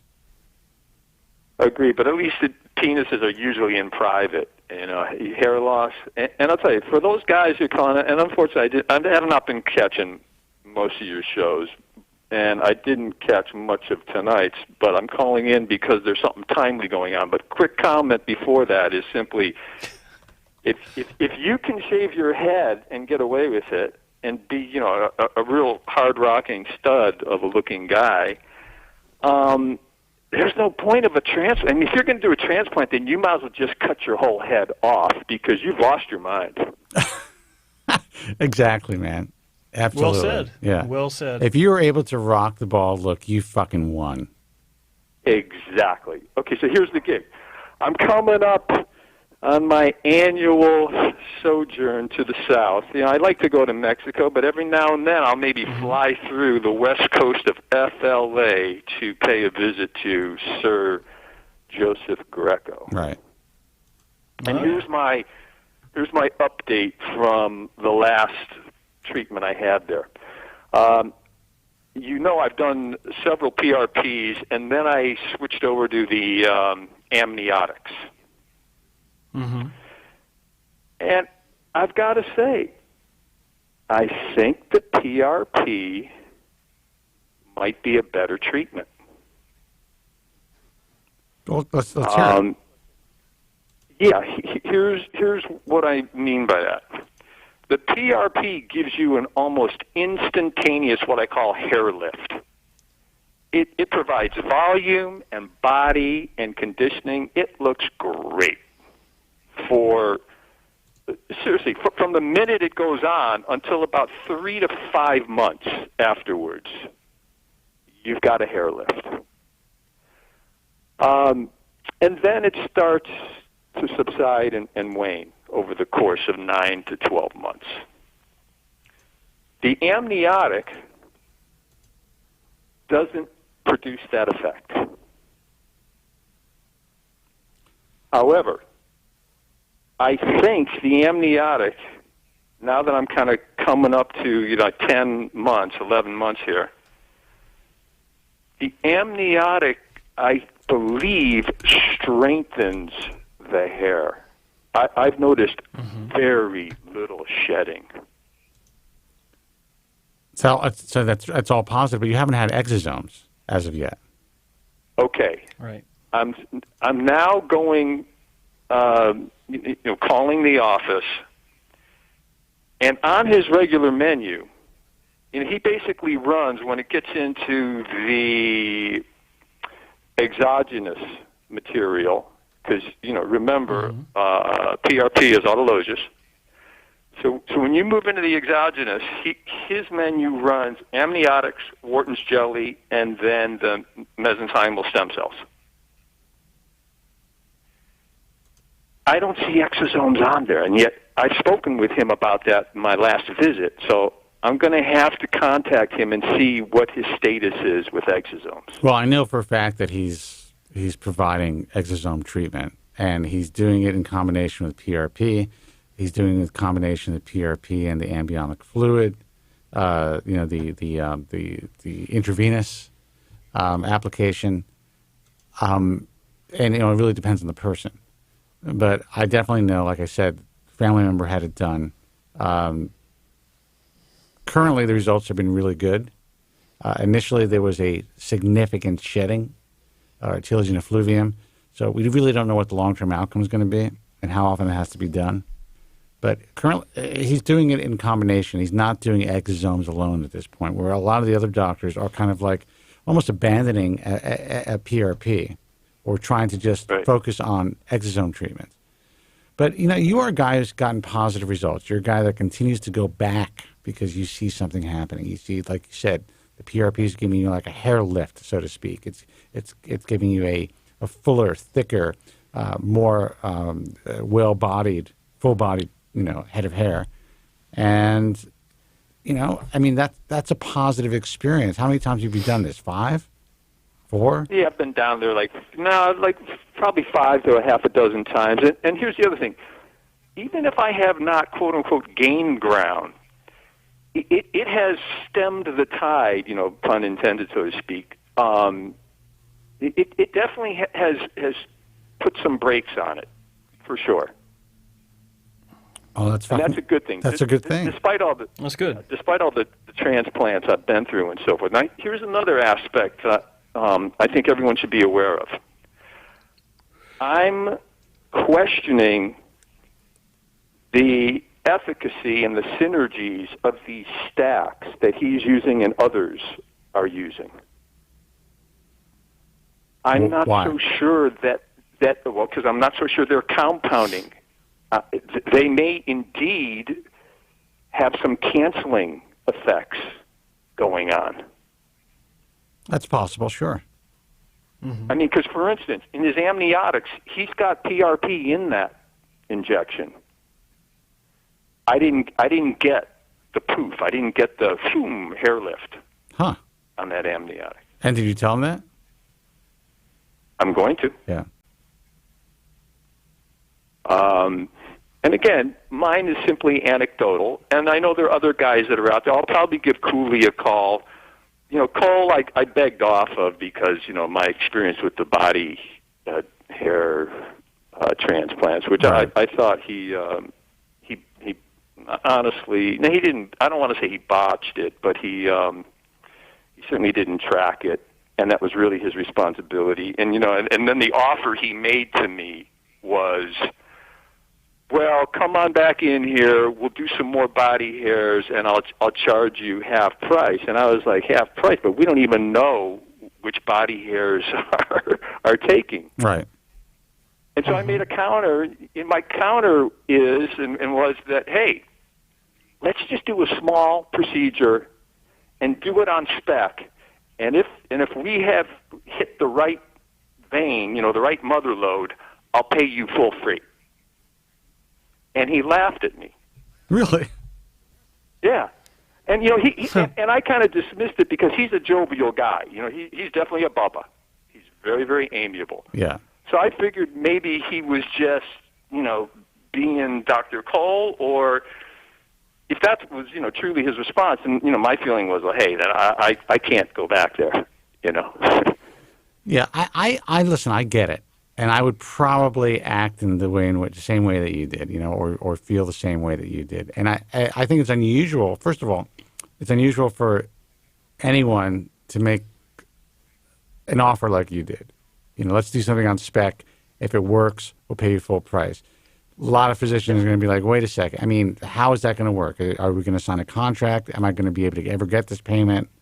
But to me, if it were me and I already performed surgery on you, I'd probably say, you know what? It's really not going to cost me that much for my day.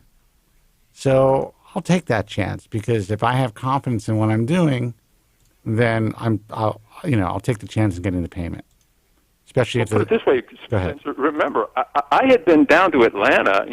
I flew into ATL for 3 procedures with that guy. Yeah, that's heavy. Yeah. Yeah. So it's not like we didn't have some kind of, client relationship there. We definitely did. And, hey, I would have even though it never got to this point, I would have even prepaid it and relied on him to kick it back if it didn't work. I would have just put in escrow. Say, listen, we'll start an escrow account, and these are the terms of the escrow. Yeah. But in general, and here'll be my last comment tonight.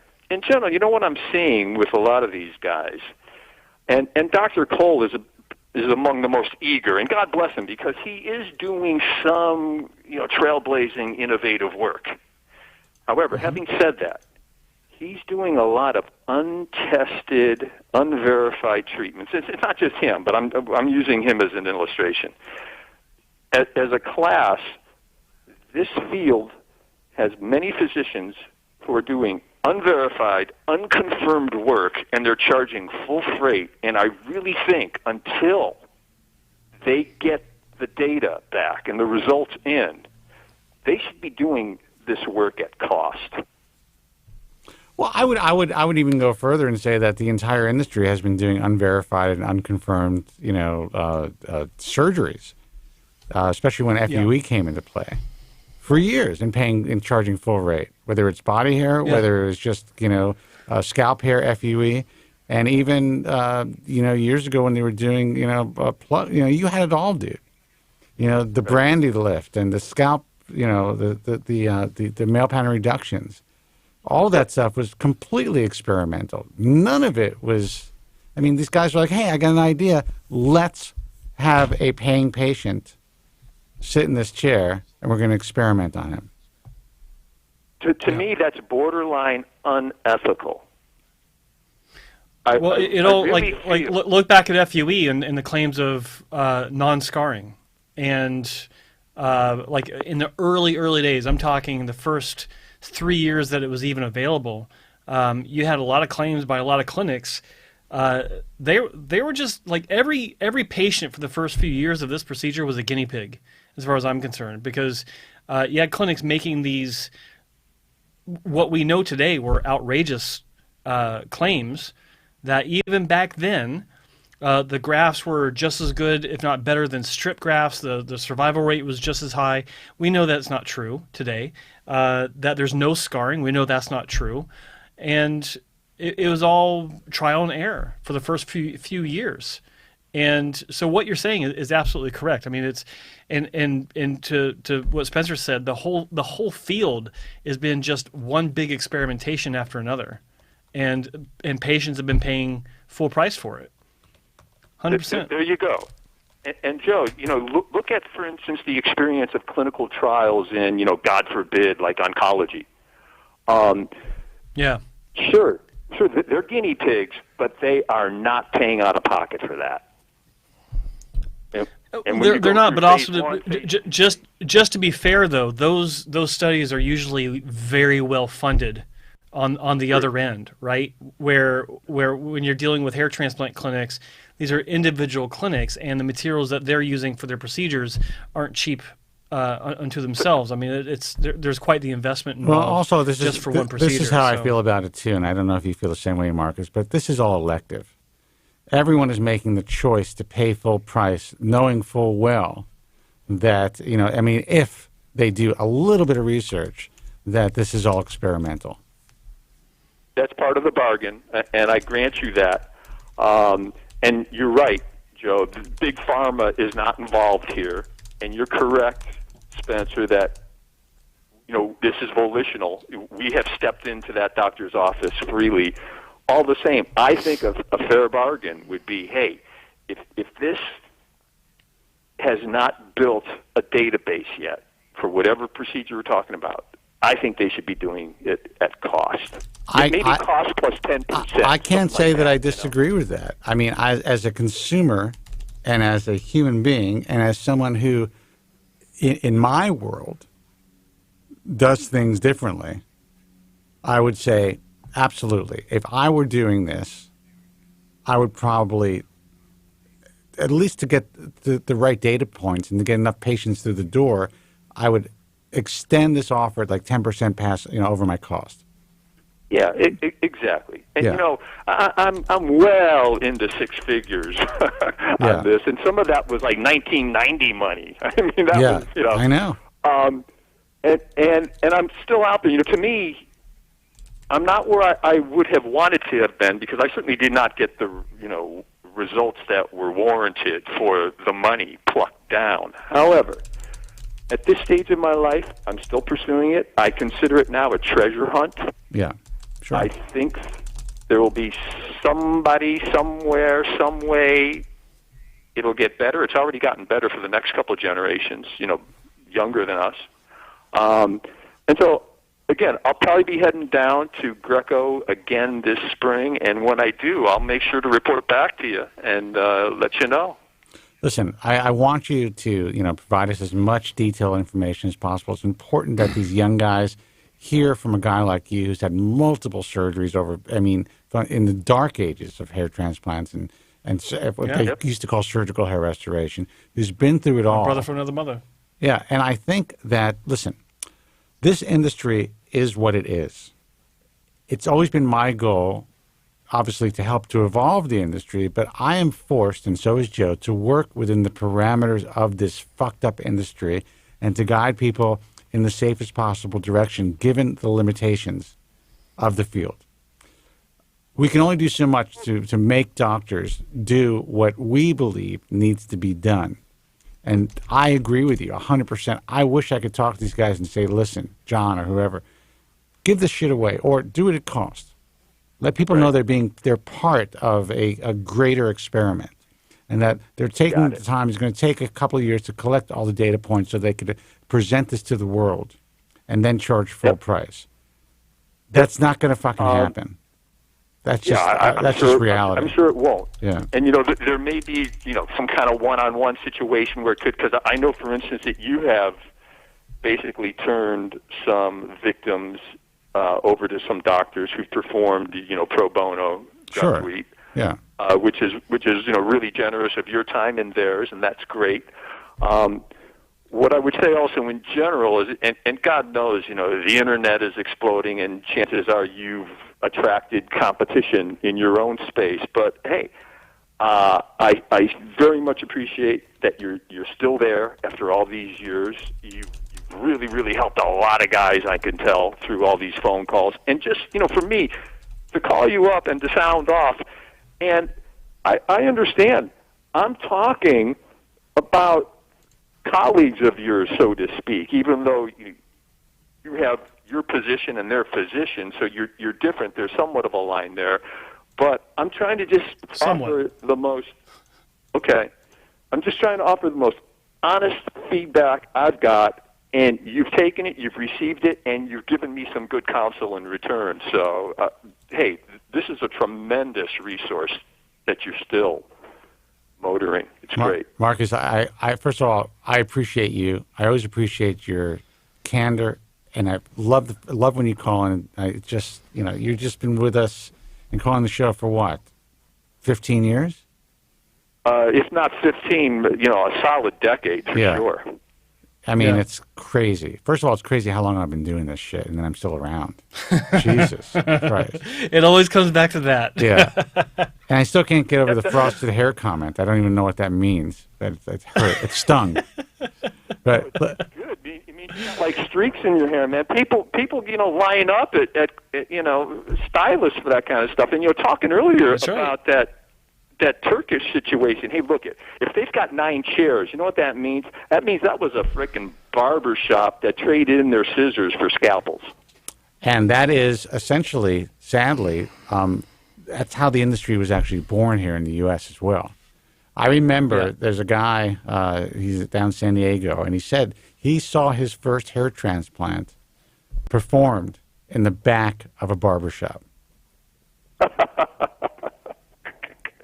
That is true story. And I think he may be working out of the back of a barbershop now, again. But what's funny is it's come full circle, because there's a hair transplant clinic that markets itself as an upscale barbershop as well. it's unbelievable. And actually, they're promoting the fact that it's a non-surgical procedure. Like they don't even like to. They actually said on a YouTube video they don't like to call this surgery because it's so inconsequential as far as compared to any other type of surgical procedure.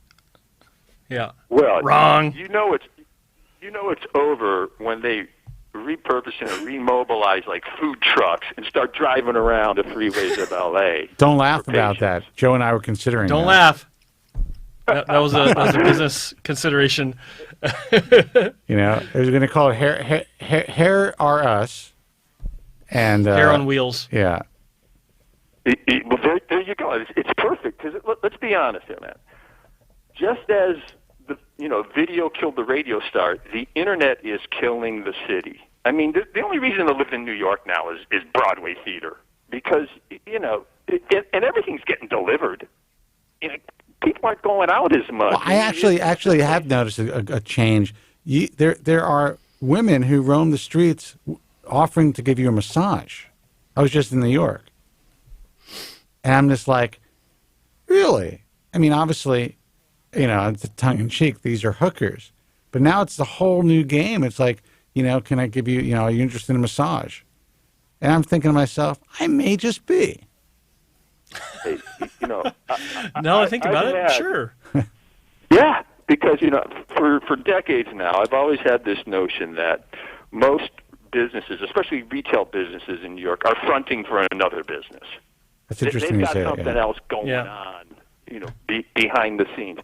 And hey, it's not sexist anymore to say this because guys are doing it just as much too, in the gigolo trade. But I'm serious.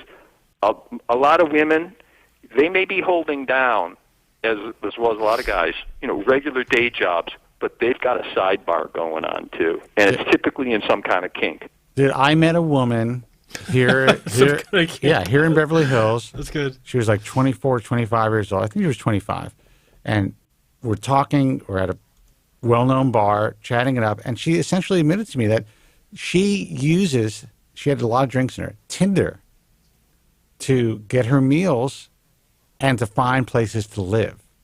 She had no apartment. And this girl had like a $4,000 purse, or at least it looked like one. 4,000, is that all? I mean, come on. The women, when you go to these freaking, tables and so forth, they are scanning each other and like, who's got the Birkin bag? Yeah, dude, it's unreal. Oh yeah. Yeah.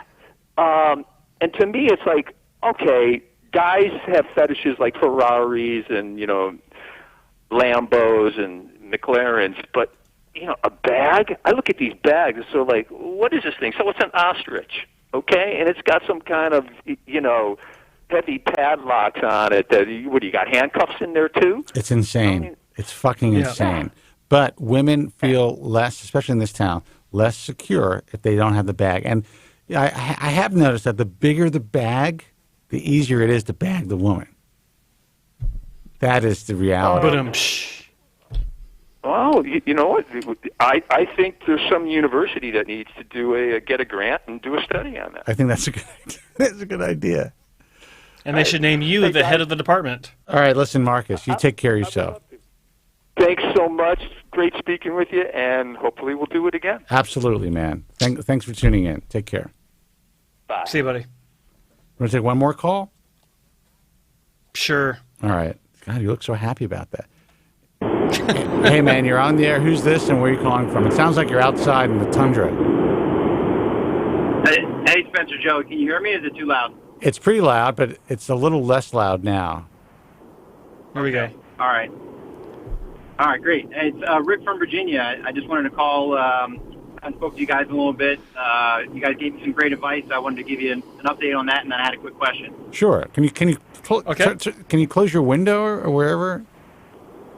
I'm driving. I can. If you give me like 30, 40 seconds, I can kind of pull over somewhere, and then it probably won't be as loud. Well, I don't want you to kill yourself, dude. Don't let us put you out. No, it's fine. Just give me a minute or so. I'm gonna talk for a little bit, but the next chance I get, I'll just pull over. No big deal. So we could talk amongst ourselves. Exactly. So Spencer, what are you doing this weekend? This is it, dude. I'm actually working. And we are finally getting the podcast together, which you guys can actually subscribe to on Spotify and iTunes starting Monday, I think is the date. So I'm looking forward to that.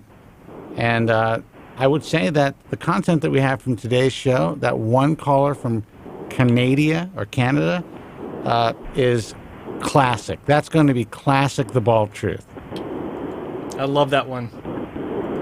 It was a very frustrating call for me, just because every layer of that onion you peeled off, there was more trouble. But he wouldn't stop. This guy. He wouldn't stop, man. It's like you couldn't just like, please just be quiet for a second and listen. All right, did you pull over because that sound your noise? It's so noisy. All right, I'm gonna pot him down and see if he comes back. Okay. Is this any better? Is this any better or no? Yes, it's better. Yeah. Okay. Great. Awesome. Okay. Cool. All right. I just want if you guys remember, it's been maybe about 2 or 3 months ago. I called to let you guys know I was having some libido issues. I'm taking finasteride. Been on it for about a year and a half, and right around a year or so into it is when I kind of realized I was having some libido issues. Not where I didn't have no libido. I was having I would kind of go through it was like spike and dip. So I would be a couple weeks I would have like a crazy high libido, and then for a couple weeks it would be really low, and then it might be all right for a couple weeks. And I was like, okay. And I had never, I'm 44, never had any, spikes or dips or anything my entire life until I guess, when I had been on finasteride. So I called you guys about it, and we talked a little bit about it, and you guys recommended, I think I had asked what you guys thought about it, and you guys recommended or co-signed, said, it might be a good idea if lower the dose a little bit. I'm taking Proscar, quartering it, and you said, well, maybe just cut out a couple days. So that's what I did. I cut out twice a week. I don't take it, and I've been doing that for about 3 months now, and it's worked great. Really? Okay. So our advice worked. Out of that, so yeah, it was finally. Awesome. Now, isn't that? I think first of all, it's a great story. Thank you for calling back and letting us know. Just to let our new listeners know and our detractors, Joe and I do not give medical advice on this broadcast. We are not physicians. We base our advice on years of being in the trenches, and we always tell people to talk to their doctor before they change anything when it comes to their medication dosing. However, with that said, I think that this illustrates the reality that finasteride, in my view, is dose dependent on several levels. One, it's dose dependent as far as the incidence of side effects, and it's dose dependent also on its efficacy. And most physicians and most experts in the field, quote unquote, will say that's not the case. And I don't know why, Joe. I have no idea, but just my personal observation of the years is dose dependency. Yeah, and I couldn't find anything really online. I mean, I don't go to the forums or anything, but there's just so little information about it. Stay off the forums, dude. So, yeah, no, I don't go to the forums. Okay, good. So yeah, I just called you guys, and it was great advice. It's been good, but yeah, no, I don't mess around with the forums or anything like that. So, but anyways, I wanted to get that out there because I couldn't find any information on it, and it's really helped me a lot. So. Well, I'm glad. And so how are your results the last 3 months? Besides, okay, you're not having any issues with libido. Do you think that finasteride is still working for you? Yeah, so that was my other slight concern was that it had worked so well, it definitely completely stopped my hair loss, the progression of my hair loss, and had even the one question I had later on was about the reversal of the miniaturization. I had done well with that. And I didn't notice anything other than my libido steadying out, and I didn't lose any ground. I didn't go through an effluvium or nothing really. The only thing that happened was it just kind of came back at a regular state, and it's been great from that point. So everything else has been fine, and it's going on about 3 months now since I took just 2 days off a week, and it's been great. Dude, I'm really happy for you. That's awesome. Congratulations. That's a great story for guys who are concerned about adverse side effects to hear that you can still take the drug if you choose to. Talk to your doctor, obviously. Lower your dosage if you're dealing with any side effects, and it could still be effective for you. Again, I am a guy that takes it. I take a 1 5 milligram dose once a week. Every doctor that I speak to, they're like, "How?" I mean, that makes no sense. It's illogical. But I am a believer that, like with any other drug, once you dose your body enough, once your DHT levels are at a certain level long enough, that intermittent therapy, even once a week intermittent therapy, can keep you at the same baseline levels. Or I should say the levels of where you were when you were taking the drug every day. And I know other guys who do the same thing. I'm not saying that's what I avoided side effects because of that, but I am able to put less drug into my body over a long period of time. And God forbid, if things start to wane, I have a lot of room to up my dosage. Yeah. All right, dude? Yeah, I had one quick question. Sure. Okay. So I had I would say a pretty decent reversal of miniaturization, fairly decent. It was kind of slow going. I didn't have a whole lot of loss. It was only in the crown that it had thinned and gotten a little patchy. And I could probably, I mean, if the contrast between my hair and scalp was, I have basically jet black hair and a pale scalp, so I got the worst combination there. My hair generally is thick, so my crown is still a little bit thin. But it has gotten better, and so I've been on finasteride for 1.5 years now, and my question is, from sort of anecdotal experience and different things, when would you say you start to see the dip off of, for folks that are responding well and the miniaturization is continuing to reverse, if you will, when does it, how far into it does it sort of kind of taper off to, like, this is pretty much where you're going to see your regrowth? I mean, just sort of stop. Statistically, they gave it about 2 years, but I've known guys who have been on it, and they've seen improvement for 3 years, 4 years, until they, and that's rare, but until they've seen things kind of just hit a plateau. Okay. Because it's like it's been slow, but it seems to be still kind of getting better and better. Not exactly, like the rest of my hair that wasn't affected by the loss or anything. But so just curious. So, all right. Yeah, dude, I think that you're in a good position. You're a 44-year-old guy who is now avoiding whatever side effects you're having, and you're still getting benefits from the drug. The good news is, no matter what you read about on the internet, there is no actual evidence that this drug ever actually stops working if you continue using the same product. So there's a good chance that you're going to maintain what you have for a very long time. And when you read the comments, it stops working after 5 years. Just chuck that out the window. There's nothing whatsoever to support that idea. I mean, it's not like a laptop where there's timed obsolescence for the drug. It doesn't work that way. Yeah. All right, man. I'm a Mercor for life. They got me, so I'm good. All right, cool. Thanks, all right. Thanks, fellas. You take care. Bye-bye. All right, bye-bye. See ya. All right, guys, I'm unplugging the phones, so we got to go. I'm going to have some Mexican, I think. And then I may go out to dinner as well. Ba-dum. I was waiting for that. So what do you want to talk about?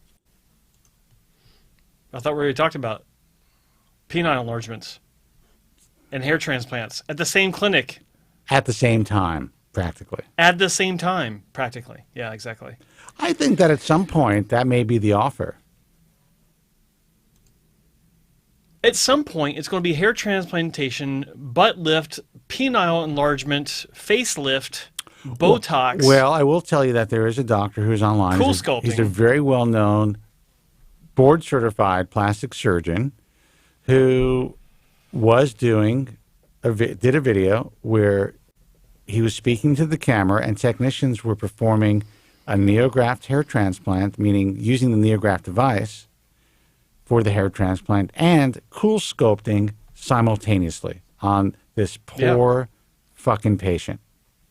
And this That's doctor, what got one doctor in trouble. This doctor was promoting it like this is the greatest thing. Look what you can do. You can come to our male-centric facility. Male-centric spa. Yeah, and you can have this done in one shot. This world, I mean, we are going to hell in a fucking handbasket, man. You walk out looking like a new person, literally. Literally. Literally. All right, so are there any websites you want to give out besides ours? What do you want to do? Against my better judgment? No, of course I'll give them out. We'd like to throw a big thank you out to the websites that support our message and allow us to stream our content through their respective web properties. First up, we've got, you know them, you love them, you can't live without them, hairlossexperiences.com. It's a UK-based hair loss and hair restoration forum. Clinics share their results with the membership, and of course the membership shares their experiences, and the owner of the website, or the website, works really hard behind the scenes to help hair loss patients find repair solutions, especially in the United Kingdom, where there are a shit ton of repair cases, to be sure. That is hairlossexperiences.com. Next up, we've got the French Hair Loss and Hair Restoration Forum. That's international-hairlossforum.com. Again, clinics sharing results and patients sharing their experiences, and they also support the message of this broadcast and allow us to broadcast through their web property. That's international-hairlossforum.com. And finally, bellicapelli.forumfree.it. The funny name for a great website. It's the Italian hair restoration and hair loss forum. Again, clinics sharing results, patients sharing experiences, and a great guy that helps patients behind the scenes. Stop yawning. bellicapelli.forumfree.it. Did you hear that? Thank you very much. I did hear that. Coronavirus. Jesus. Yeah. Well, guys, thebaldtruth.com for archives of this broadcast. Check out episodes of The Bald Truth UK with your friend and ours, Spencer Specs Stevenson. Wild Man Specs. Yeah, he's been getting a tremendous amount of notoriety and a lot of press. He killed it on a BBC interview. I think it was this morning or yesterday. And guys just kicking ass and taking names. So that's right. And providing information about this broadcast and what we do to those in need. Joe Tillman's personal website, hairtransplantmentor.com, for everything Joe. Joe is the original hair transplant mentor. He started it all. Let's put it this way. I may be old school. I was smart enough not to have a fucking hair transplant. Joe wasn't. No, I had two. Joe got fucked up. That's why he became the original hair transplant mentor. But you look at Joe's hair now, you can see his journey and what he's been through and what he needed to do and what he needed to learn to get to this point. So that's hairtransplantmentor.com. You can also see a list of his IHRS members who are also his hair transplant mentor, exceptional, great, best of the best surgeons in the world wide of history. That's a little much, but yeah. The Hair Transplant Mentor collection of exceptional hair restoration specialists. Say it once, say it twice, just say it, because that's what it is. And see all his images from it. Just look at this guy's history. It's unreal. I'm so fortunate, I feel, that I was able to step back and not make that decision when I was Joe's age. When I was in my early 20s like Joe did. So basically, Spencer looks at me and says, boy, I'm glad I didn't do that. Man, this guy really fucked up. But he looks fucked up. But the thing is, I just spent the mic. The thing is, we're trying to help you kids and you men and women avoid what Joe went through. Right? Yes, as much as possible. As much as possible. as much as possible. We can't save you all, but we're trying. Yeah, God, I hope that guy from Canada just decides not to get on that plane. He's like, well, I might as well just go there and get PRP. You're going to go to fucking Turkey to get PRP? Just to get PRP. He's going to spend, he's in Toronto, it's probably at least $1,000 just to get there. Yeah. And then the hotel, so he can have a $200 PRP session. And he says he doesn't have a fucking job. Good point. This bad idea. This is the current hair transplant patient of this, the new normal of hair transplant surgery. It is because that actually reminds me of the BBC documentary last year about there's this female reporter for BBC. She was following this kid from the UK, who's outside of London, to Turkey to have a hair transplant, and he was a 24 or 25-year-old kid that lived with his parents, and he'd been saving up for his hair transplant, which was like 2,000 pounds.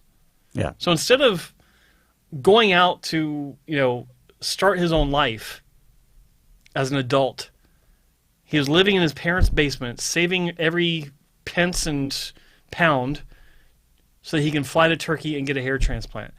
And this chick followed him, and I'll never forget watching this. The first thing was he still lives with his parents, and he's trying to save up money to get a hair transplant. And two, the table he laid down on during this surgery was fucking disgusting. There's all this caked on blood from. Remember this? Yeah, I do. All this caked on blood from the previous procedure, and it looked like they hadn't changed out the paper, the cloth. Yeah. The cloth that covers the chair. Utterly disgusting. Couldn't believe it. And this kid, I say kid, this 34-year-old man, grown-ass man in Toronto, doesn't have a job, no jobby job. And he's like, I might as well go to Turkey anyway to have my $200 PRP. No! Cancel your flight. Get the money back if you can. Well, this industry depends not only on the vulnerability factor of young guys dealing with hair loss, but also the kind of naivete of a lot of guys, younger people today.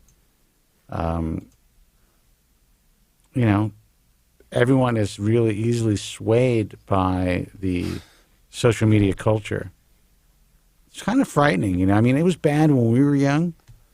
It was pretty bad. I mean, you fell for that shit. So did Specs. Yeah. But yeah, it's nothing compared to what it is today. Nothing. No. Today, it's a completely different animal today. Yeah.